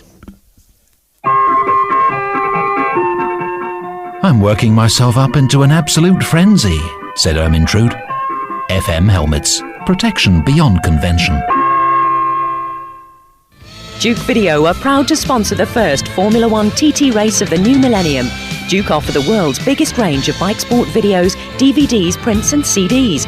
Check out the Duke Video shop in Castle Street, Douglas, behind the TT grandstand, or visit our website at dukevideo.com. Duke Video, the winning formula for bike sport entertainment. There are great job opportunities in the Isle of Man in accounts, banking, secretarial, IT and customer services at Ability Plus Employment Agency. Call into their offices on Prospect Hill, Douglas, or telephone 662165 for information on employment prospects in the Isle of Man with Ability Plus. Well, at the end of that 5th lap, the lead for Joey Dunlop, it's slightly down on what it was at Ramsey Hairpin, but it's still a very healthy 52.2 seconds. That's the lead he has over Michael Rutter. Michael Rutter, in turn, has an advantage of 22.2 seconds over number 4, John McGuinness, which is 5 seconds more than it was at Ramsey Hairpin on this 5th lap. So it's Dunlop 52.2 seconds ahead of Rutter, Rutter 22.2 seconds ahead of number 4, John McGuinness, and the lights are on for number 12, Jim Moody, and number 10, Jason Griffiths, who should slot in on our reckoning into 4th and 6th places, with the 5th spot being taken by number 1, and that of course is Ian Locker with the big 1000 Yamaha from Roos in Wales. There's Jim Moody going through now, so he should still hold on to his 4th place, although it was fairly close between him and Ian Locker at Ramsey Hairpin on this 5th lap. And the ride is now going off. Some of them, believe it or not, just to start their 5th lap. And Joey away on his final lap, number 6. And with just, 37.73 miles from here, that'll be way down under the 30 miles now, certainly the speed he is going at. So it's 3, 7 and 4, the first 3. It's Honda, Yamaha and Honda, with number 1. And number 12, I should say, also on a Honda, that's Jim Moody, and he's in 4th place. There's Jason Griffiths, number 10. So it's 3, 7, 4, 12 and 1 here at the end of lap 5 for the 6th time Motorcycle News Glen Helen. There's the cheers. Tremendous crowds here at Glen Helen today, but that's Joey Dunlop safely through round that long left-hander, and he's going to get, of course, the accolades all the way around this 37 3/4 mile circuit, of which he's got about 28 miles to go now for what will be a very, very popular and well-deserved and absolutely fantastic victory. 28 miles to go. What a great race this has been, to be an opener for this 2000 Millennium TT. And what better way to start it, let's hope it happens now, would be a win for Joey Dunlop. Certainly the tremendous record holder. Peter just briefly mentioned, I know the Joey Dunlop exhibition, sponsored I think by the Steam Packet Company and many others. That's taking place at Summerland all week. Open in fact from the 1st to the 10th of June. Open tomorrow from 12 noon until 6. Closed on the race days, but open each day other than that during the week from 10 till 10 I think, Tuesday and Thursday. And what an achievement that would be.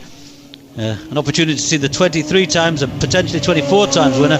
63 there is another gentleman we'll give that mention to. I think Fred mentioned him, Mirko Kalsek on the Kawasaki, but obviously he's on his 5th lap a little while before number 7. A great run by Michael Rutter, I have to say, and I'm sure delighted to be up in that second place. There's number 4, second on the road. Number 4, John McGuinness, still circulating well. Both he and Rutter having a tremendous battle, because number 7's with us now, Michael Rutter. So the V&M Yamaha holding the day for Yamaha. The sandwich, I suppose, between the two Hondas in 4th and 5th, I think, and then a couple of Yamahas 6th and 7th, but it looks as though it's the Honda day, 1st and 3rd at the moment. There's Ian Locker, one of the Yamahas we mentioned, holding on to, I think, about 5th place. But Michael Rutter there from Brierley Hill, son, of course, of Tony Rutter, 7 times winner in the TT races, and in a potentially rostrum position there in 2nd place, but some 52 seconds, 56 now, I can tell you. Just missed that number. I think that was possibly James Coward, number 82, going through there. 56 seconds the advantage for Joey Dunlop. I suspect that the race record is definitely in jeopardy, but perhaps not the lap record, despite this being the only flying lap, as Fred has said, although he has pulled 4 seconds out on Rutter, or 3.8 in fact, since they left the grandstand only 9.5 miles ago. Number 4, McGuinness, from Heysham. He's made his debut back in 1996 with 15th place in the junior. He's going to go better than that this time, hopefully. He's lying in 3rd place, but 23 seconds. That's only marginally more than it was at the grandstand at the completion of lap 5. He's 23 seconds down on Michael Rutter in that 2nd place. But a tremendous performance by all 3 riders. But I can imagine now all the way around this course the programmes being waved as they were here at Glen Helen for the very popular Joey Dunlop, 2nd in this race last year, gone one better, and now adding hopefully a 7th victory to his Formula 1 victories, of which he had 6 in a row back in the 80s. I think his highest average speed was 118.54. That was in the last of his 6 wins back in 1988. There's number 2, Nigel Cap Davis, on the Flitwick Yamaha from Clerthley. And 55 in fact, one of the later runners, Thomas Nolting, a newcomer to the course from Germany on a Suzuki. Not too many of those around, but he's got to mention at least number 55, Thomas Nolting, the German competitor on the GSXR 750. So Dunlop with an extended advantage, 56 seconds, very comfortable now with 28 miles and considerably less than that to go, ahead of a great performance by Michael Rutter. There's number 12, Jim Moody on the Fireblade. We'll be able to slot Jim in, and he's been in that very comfortable 4th position for some laps now. He had, he was 51 seconds behind number 4, McGuinness at Ramsey. 68 through there is Kevin Murphy, one of the local competitors from Douglas, and 79, Martin Child, another of the Fireblades out there. 68, as we mentioned, a few of these later runners. Sorry, that was Kevin Murphy, so I must have missed the number. Could have been Wade Boyd, because he's been circulating well. 70 definitely there is Robert J. Price. Having said there aren't many Suzukis, that was another one of them. There's number 10, that's Jason Griffiths. So we'll be able to slot him in shortly, but it's number 1 so far we've got there, Ian Locker. Number 12 we need, but the news from Glen Helen lap 6 is that Joey Dunlop leads by 56 seconds from number 7 Michael Rutter, who's 23 seconds ahead of number 4 John McGuinness. Then I can tell you Ian Locker's moved up ahead of number 12 Jim Moody. Moody is 9 seconds down on Locker. They're the first 5, 3, 7, 4, 1 and 12. I suspect number 10 Jason Griffiths will come next. With that, back to the Motorcycle News grandstand. That Ermintrude's a right cow, said Florence in a flounce. FM helmets. Protection beyond convention. Come and meet all the Yamaha stars at Road and Track this Thursday the 8th. Michael Rutter, Jason Griffith, Steve Hislop and David Jeffries will all be there. Make sure you are. Plus, there's a fantastic free prize draw to win the brand spanking new Yamaha Slider. Be there. Road and Track Motorcycles, June the 8th, Tynwald Street, Douglas. Selon les temps chrono, à la fin du 5e tour, le leader, toujours le numéro 3, Joey Dunlop, 52 secondes d'avance sur le numéro 7, Michael Rutter. Lui, 22 secondes d'avance sur le numéro 4, John McGuinness. Peter. Dankeschön, Mavis. Und vor der letzten Runde, Start Nummer 3, Joey Dunlop liegt jetzt mit 52,2 Sekunden vor Start Nummer 7, Michael Rutter auf der VMN Honda. Der hat 22,2 Sekunden Vorsprung vor Start Nummer 4, John McGuinness auf der zweiten SP1 und damit wieder Peter Neal, bitte. Right, would the owner of 24 BMN make themselves known to the police at Craignabar, please? That's the owner of a vehicle, 24 BMN. Please make themselves known to the police at Craignabar. Yeah, we noticed here at the end of the fifth lap that Ian Locker had taken the fourth place from Jim Moody by just 2.5 seconds. So the order was 3, 7, 4, 1, 12 and 10. That's number 27, that's Steve Linsdell, followed by number 30, and that's Colin Breeze, last year's Senior Manx Grand Prix winner. So Joey pumping his way through Ramsey now, and on the climb up Stella Morris and shortly into the view of Fred at Motorcycle News Ramsey Hairpin. Yes, and not only my view, the programmes, and they're cheering him. Here he comes. Here's your man himself, the yellow helmet. And this time Jim Stewart does hold the board out. Joey ignores it this time, and why not? It wasn't out when he needed it, but there is a way. He's not really opening up the taps as much as he needs to. He's going to coax this one home. Well, it's interesting to note that going back to the beginning of the year, he was asked what he wanted for the TT and was offered a Fireblade and said no, he had one. In fact, they sent one across for him to try and he said no, I'd rather go with the Twin. And that's exactly what they did for him. It was really down to Bob McMillan following on the Northwest 200 that got loads of faxes going to HRC in Japan saying, look, we need something. If we're going to get the TT Victory back, the place where we've made our name, our reputation, then we need something that is going to be competitive with these Yamahas. And they've done the business. Who was it that once said, give me the tools and I'll do the job? Oh, I think that was Johnny Two Jags in government. Still, doesn't always work, does it? What have we got? Joey Dunlop, 18 minutes 25.8. 18:25.8. Ramsey to Ramsey. Now, that's just a whisker outside his best lap of last year, which was 18:23.7. So it's just a whisker. He's obviously eased the pace. He's going to coax it home. He knows he's got, he could almost stop for a sandwich, a hot dog, and a flask of coffee up on the mountain, really, couldn't he? And take in the view and then get back on board and come through for what surely looked early on as if it was going to be his most famous victory. He was never headed, remember, he was never headed even up until the point when David Jeffers went out on that fifth position, that fifth lap. Here comes John McGuinness, and what a wonderful ride this has been for John Flint McGuinness. Certainly the fashion conscious amongst us would not go for the colour coding of his helmet with the Vimto leathers. And here comes Michael Rutter. Well done, Michael. Nice to have you back on the mountain circuit, a circuit that his father claimed 8 victories. I know that Peter always says 7, and Michael's father gets a bit off about that. It's 8 victories that Tony Rutter achieved on the team. Oh, and Locker's trying. I'll tell you what, of these riders that are trying, then it's Ian Timothy Locker on Hector Neal's 1000 R1 Yamaha. He is the rider that is on the charge. Now, I don't quite know how far down the pecking order he is. Well, he was up to 4th place, wasn't he, ahead of Jim Moody, and I suspect that Moody will not come back from that one.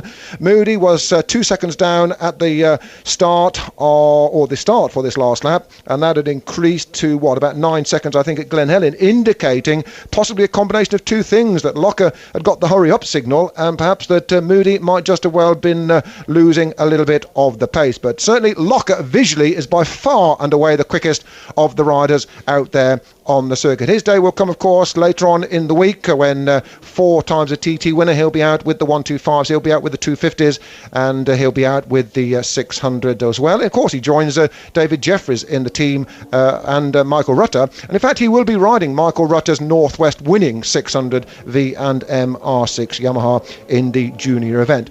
20 seconds Rutter is behind McGuinness now. What is the position with Locker with regard to Jim Moody? That's the important thing that we've got to look to. Number 62, that is just going through. Give him a mention. That's Ian Smith. A quick trip over from South Africa, wasn't it? Ian Smith, number 62, as he now makes the run up onto the Highlands, up to 1,400 feet on the TT circuit. Well, Dunlop on Dunlop. It's Joey Dunlop running on Dunlop tyres, looking for win number 24, I should say, win number 24 for self, and of course win number 108 and still counting for Honda. Honda, they promised that when they were really seen off the island last year by those triple victories by David Jeffries. Incidentally, that's Cap Davis who has gone through in the background, Nigel Cap Davis. Don't think there's time enough this evening, Cap, for a game of golf. Yeah, you'll probably get one in.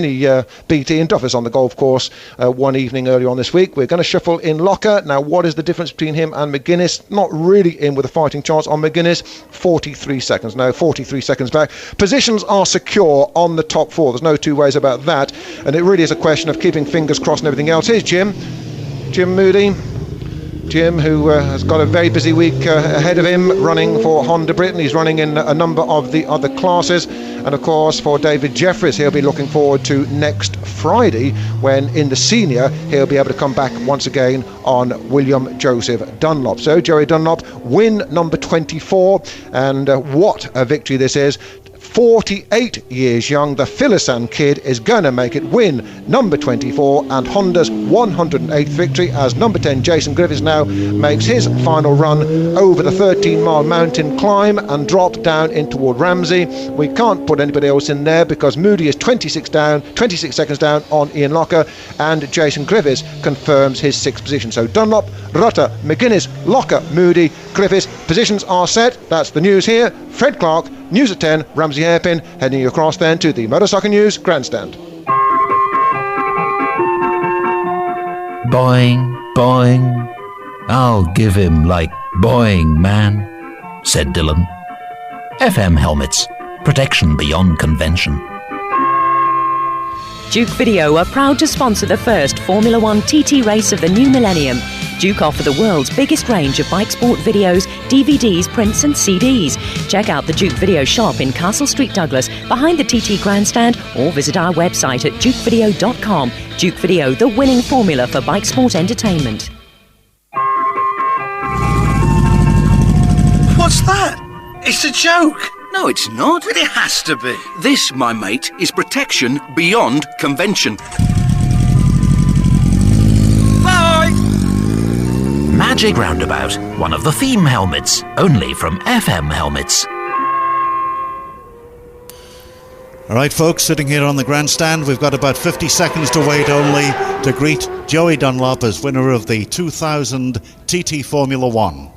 The light is on, indicating that he is through Crunknamona quite comfortably, and shortly he should be on his way down to see us. I'm sure he's going to get a tremendous reception here at the grandstand as he comes in to win. It is packed grandstand, and I'm sure the winning area down there is. Everybody's just waiting for the glimpse. We're just waiting to see him. We can hear a machine. This not him, because Andy Fern has not got the checkered flag ready, but shortly he will come, and what a reception he will receive. Joey Dunlop, win number 24, the first winner of the new millennium. 1976 he made his debut. This looks like promising. This looks like Joey Dunlop. It is indeed. He comes now and they rise to him. Joey Dunlop crosses the line, and I make that a lap unofficially in 18 minutes 32 seconds. But what the hell does it matter about the lap time? Joey Dunlop has done it. 24th win, and what a win indeed, to come back at 48 years of age and win the TT Formula One. And that really is a tremendous performance. The grandstand rose to him as a single person and cheered for Joey Dunlop, and the people now lining the return lane, I'm sure, will be doing exactly the same thing as he'll shortly come into our view. He's taking it nice and steady, but here he is. I can see him now in the distance, and very much closer to him than me is Jeff Cannell. Fantastic, and the crowd are going to go wild here when Joey wins his 24 TT and whips it into the paddock here, and he's stuffed Yamaha out with a vengeance, and here he is. What a man. What a victory. Maybe the best ever. Maybe the best. Wonderful, wonderful Joey Dunlop. How did you do it? I don't know. Terrific. That must be your best win ever here. Just getting the gloves off. Give him a second. Bob Macmillan congratulates him. Well done, kid.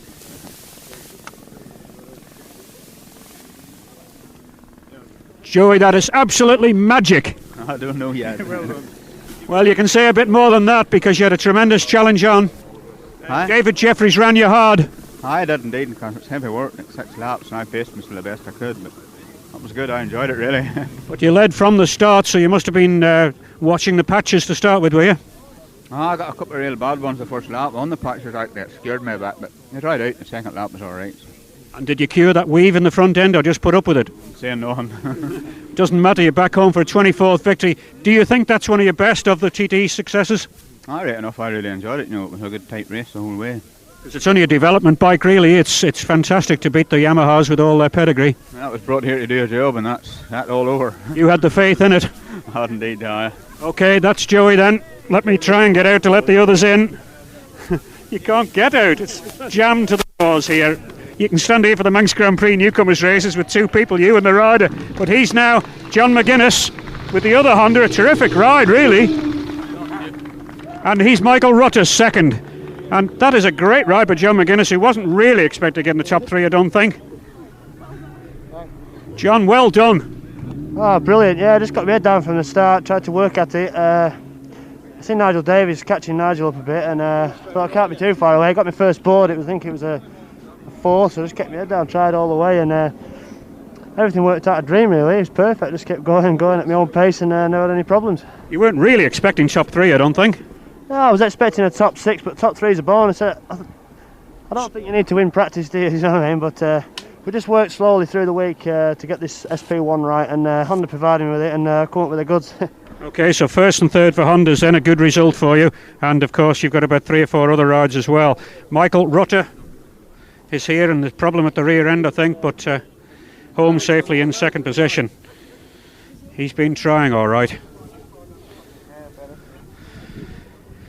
Michael, a good second place there. No holding Joey though. No, really, he had the better of me today. David was neck and neck with him coming in here on the second pit stop, and he might have got him, but it sounds as if a piston went or something. I don't know, I've seen him pulled over by Glen Ellen. I don't know what went wrong or whatever. You must be quite pleased with that though, really, because you've been away a bit and done other things. Yeah, like it's taken a bit to get into it. I enjoyed that last lap. We just had to be a bit careful because it was overheating. We spun the rear tyre as well, so we had a bit of vibration, but otherwise it was the bike went well. Okay, what was it like to start with? Was there a few damp patches here and there? Yeah, it was very slippy in some places, a lot of people going down. It was just frightening really, first couple of laps. So you split the Hondas, the twins are first and third, so you're glad to get yours home, and sympathy for David, I'm sure. Yeah, well, I think David was the favourite, and obviously something's gone wrong. It looked as if he took it easy to start with, and then he nailed the gap back, and they were neck and neck coming in here. Oh, it was just a close thing anyways, but, oh well. John McGuinness has gone well too. Yeah, he's doing real well, riding a big bike, it's hard work around here, and, first time thing, so he's done well. Okay, so have you, well done. Go in and greet your fans in there. Thanks, Michael. Those are the top 3 then. I've never seen a scrum like that for Joey. Listen to this. 2 years away from qualifying for a Saga holiday, that's all. And he's winning the Formula 1 TT, his 24th TT victory. Let's now rejoin this throng here. What a moment for the Ballymoney rider.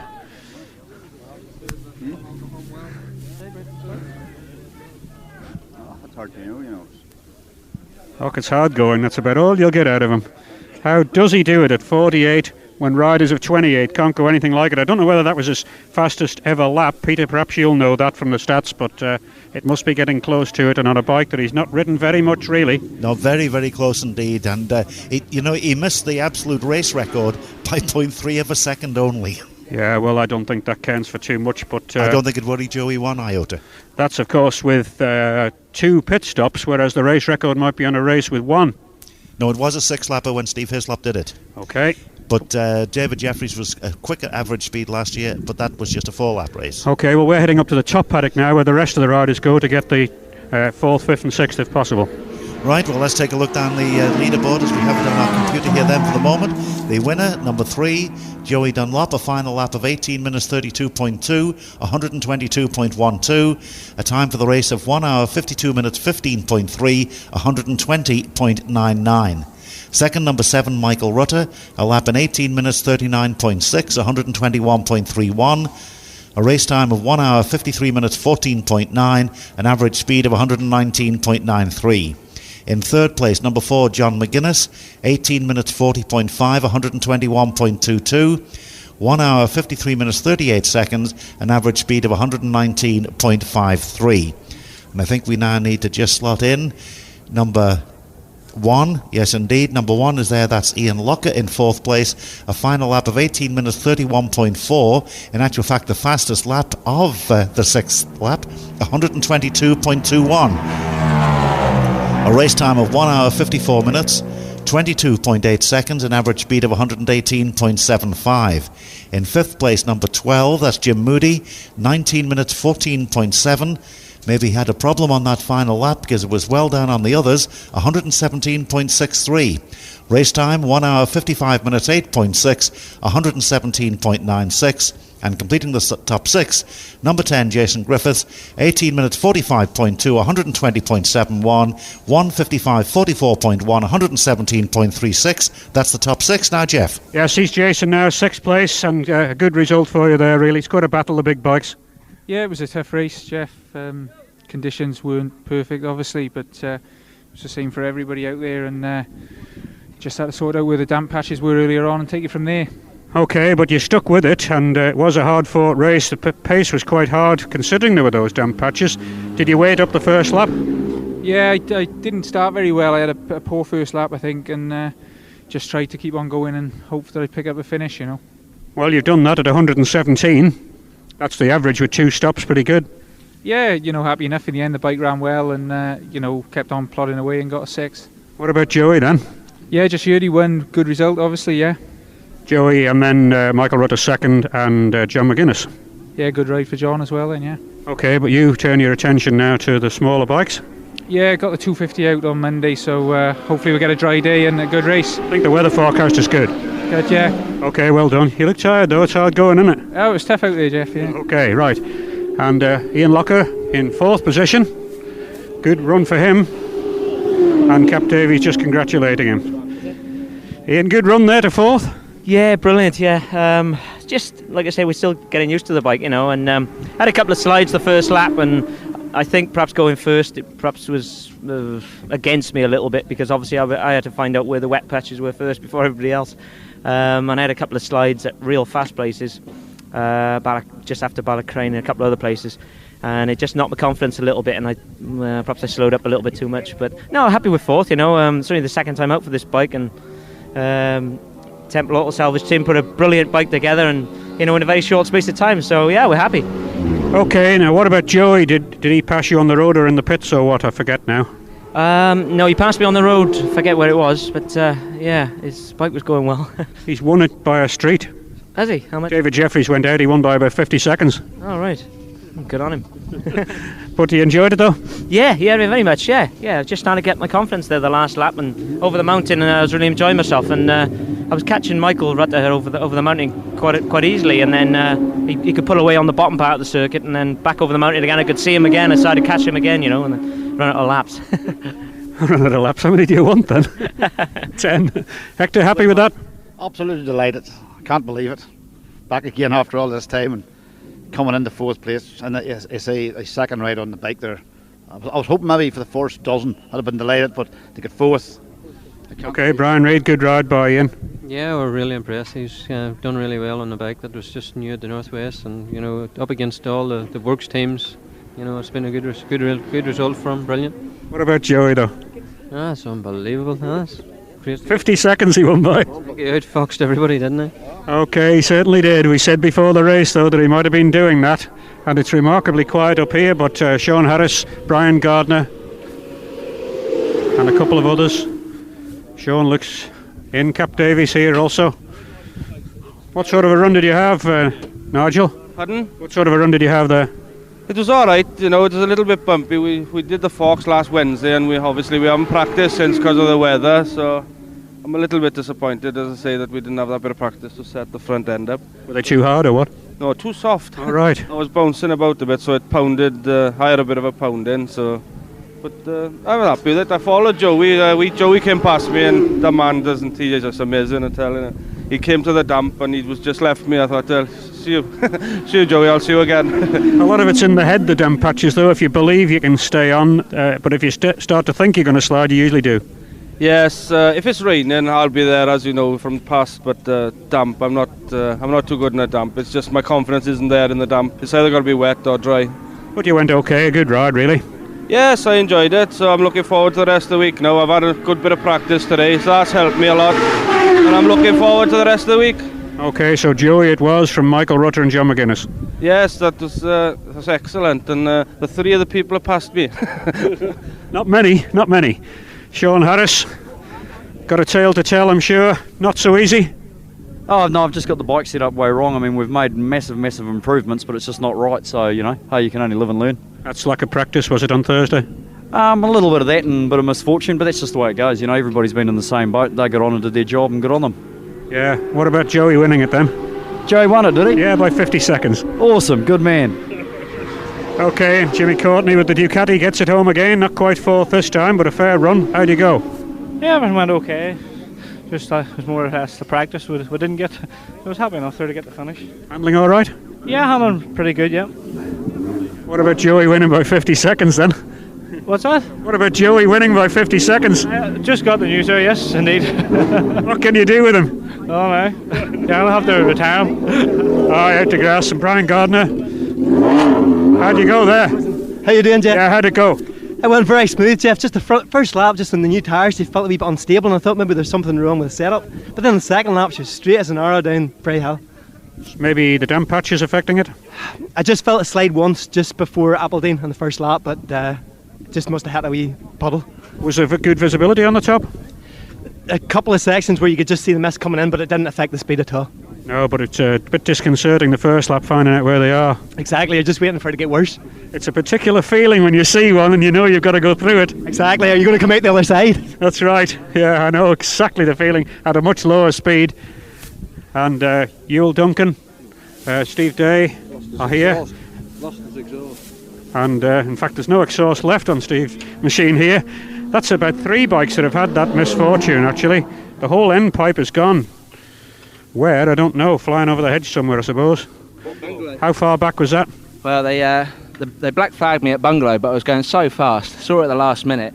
Got onto the grass, out of shape, off the bike, on the bike, off the bike. Nearly, I was across the railway line, and then they eventually stopped me and said, "Let's have a look." I had a look. The exhaust was still in the holder. It was just blown out the end can. So I ripped it out and got back on the track and made the finish. So hopefully I'll get my time made up for being stopped by a marshal. Well, not if there was a legitimate reason, I don't think. It's only when there's no reason. It's a matter of opinion, that one. Just give me a headache, that's all. Yeah, could you feel it beginning to go, though? It would vibrate, I suppose. No, well, I couldn't feel it. I just could hear it. I knew it was like breaking free, but it wasn't stopping me. So it's up to the bungalow quickly to get the pipe now, is it? I don't know where it is. It'll be on a hedge somewhere. All right, well, a good rescue. And Ewell Duncan. How did you go there? I'm happy, like I thought that I had a puncture in the back wheel of Glen Hill on about the 3rd or 4th lap, so I pulled on, checked it and went on. So. But I enjoyed it, like just started to get it right there the last lap. So. Is it a slow puncture you've got, or was it just a feeling that you'd had one and there wasn't really? No, I hadn't a flat wheel. It's just like it's a harder compound tyre we're trying, and she's moving about a bit more than I expected. But I wanted to get the 6 laps with it. I wanted to play it safe, but no, I was just starting to get it flowing right at the last lap there. So. A couple of people have said that. I think that's because you didn't have enough laps during the week, maybe. I would say that's what happened. Like it's just, even coming over the mountain, which it was my weak point, and I started to get that right, so I was really enjoying the last lap there. Well, you've plenty more racing to do. Well done. Good, just as well to check. Thank you very much. Yeah. Okay. Well, I think that's most of the top lot, Peter, and I'm sure you've got a few other statistics. Yes, indeed. Thank you, Jeff. We can go down and we give you up to the first 6. In 7th place, number 2, that's Nigel Davies. He had a final lap of 18 minutes 55.2, 119.65. Race time 1 hour 56 minutes 1.1, 117.07. In 8th place, we have number 33, Carl Rennie. 19 minutes 33 seconds, 115.79. Race time 1 hour 57 minutes 55.2, 115.18.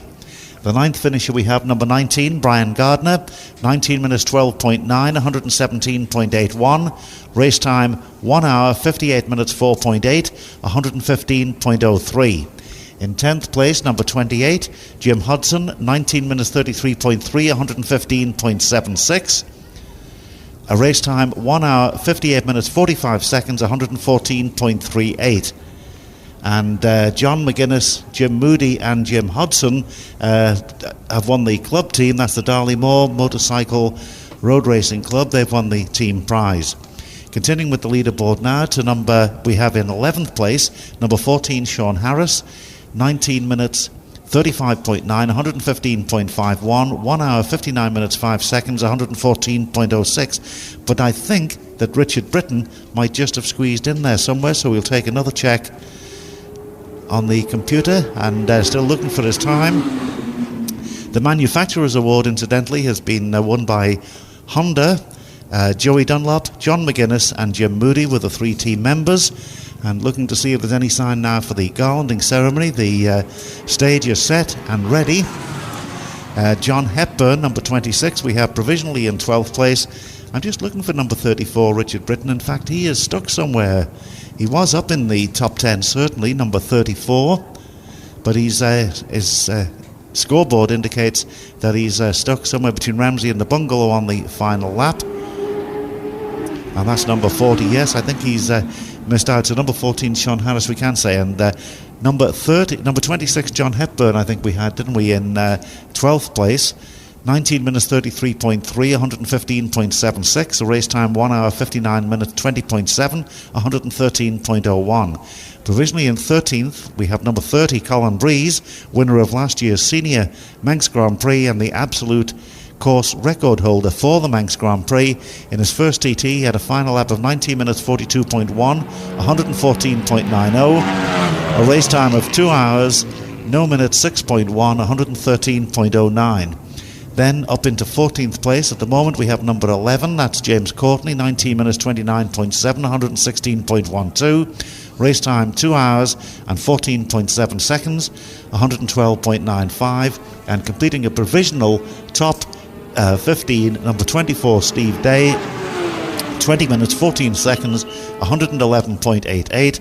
And a race time of 2 hours and 28.6 seconds, 112.74 miles an hour. And riders still finishing, and this is number 46.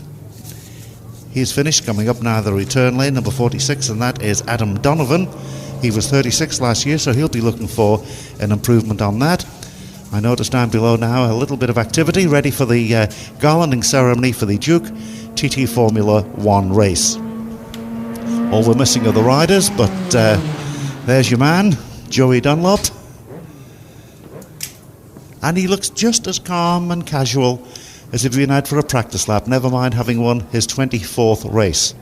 Number 43 is another finisher. We'll just mention these boys. They've all finished a very tough race, and that is Mark Diffie. And the preparations are almost ready now for the presentations. Looking down, there's Michael Rutter. I can see John McGuinness also, and Joey Dunlop. And Joey is just surrounded by television, still cameras, and he's just as casual, just wanders up with his new Vimto leathers on, looking very, very smart indeed, and as if he'd just been out for a stroll, never mind going around the TT course and coming within 0.3 of a second of the absolute race record for the TT Formula 1 race. And the world's press, and I mean the world's press, gather below us here now, waiting for the moment to greet this man, and what a man he is. Moving forward now, and I think if we get, Joey is ready. We want Michael and John to go there as well, and they'll be going up to receive the awards and the acclaim of the crowd. And it's nice to see, normally the grandstand empties a little bit when the presentations come along, the garlanding ceremony, but not today, certainly not. I think we're ready, and I'm just waiting for the signal now that everybody's in position and ready. Well, the flags are there, the riders are there. Well, John is just going to go there in a second. Just waiting for the signal. Are we ready to start? I'm just waiting for the thumbs up. Just waiting for John to go and join them. And I think now we're ready. Nope, they're coming out this way now. That's it. We're ready, and let's greet the first three with the fanfare.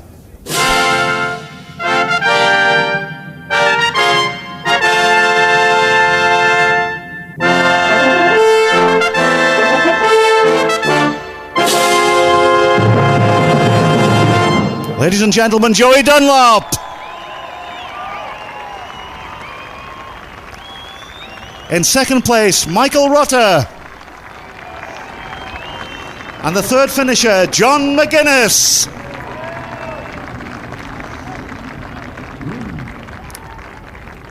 And the garlanding ceremony is to be performed for the first race of the century by Kate Hoey MP, the British Minister for Sport, assisted by Peter Duke, the Managing Director of Dukes, who have sponsored this race again this year. And first to the third place finisher, John McGuinness.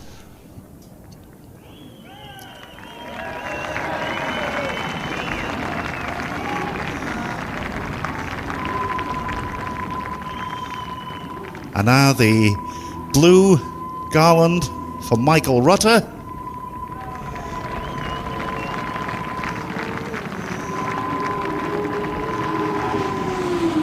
And Joey Dunlop only collects red hats. This is his 24th. Joey Dunlop!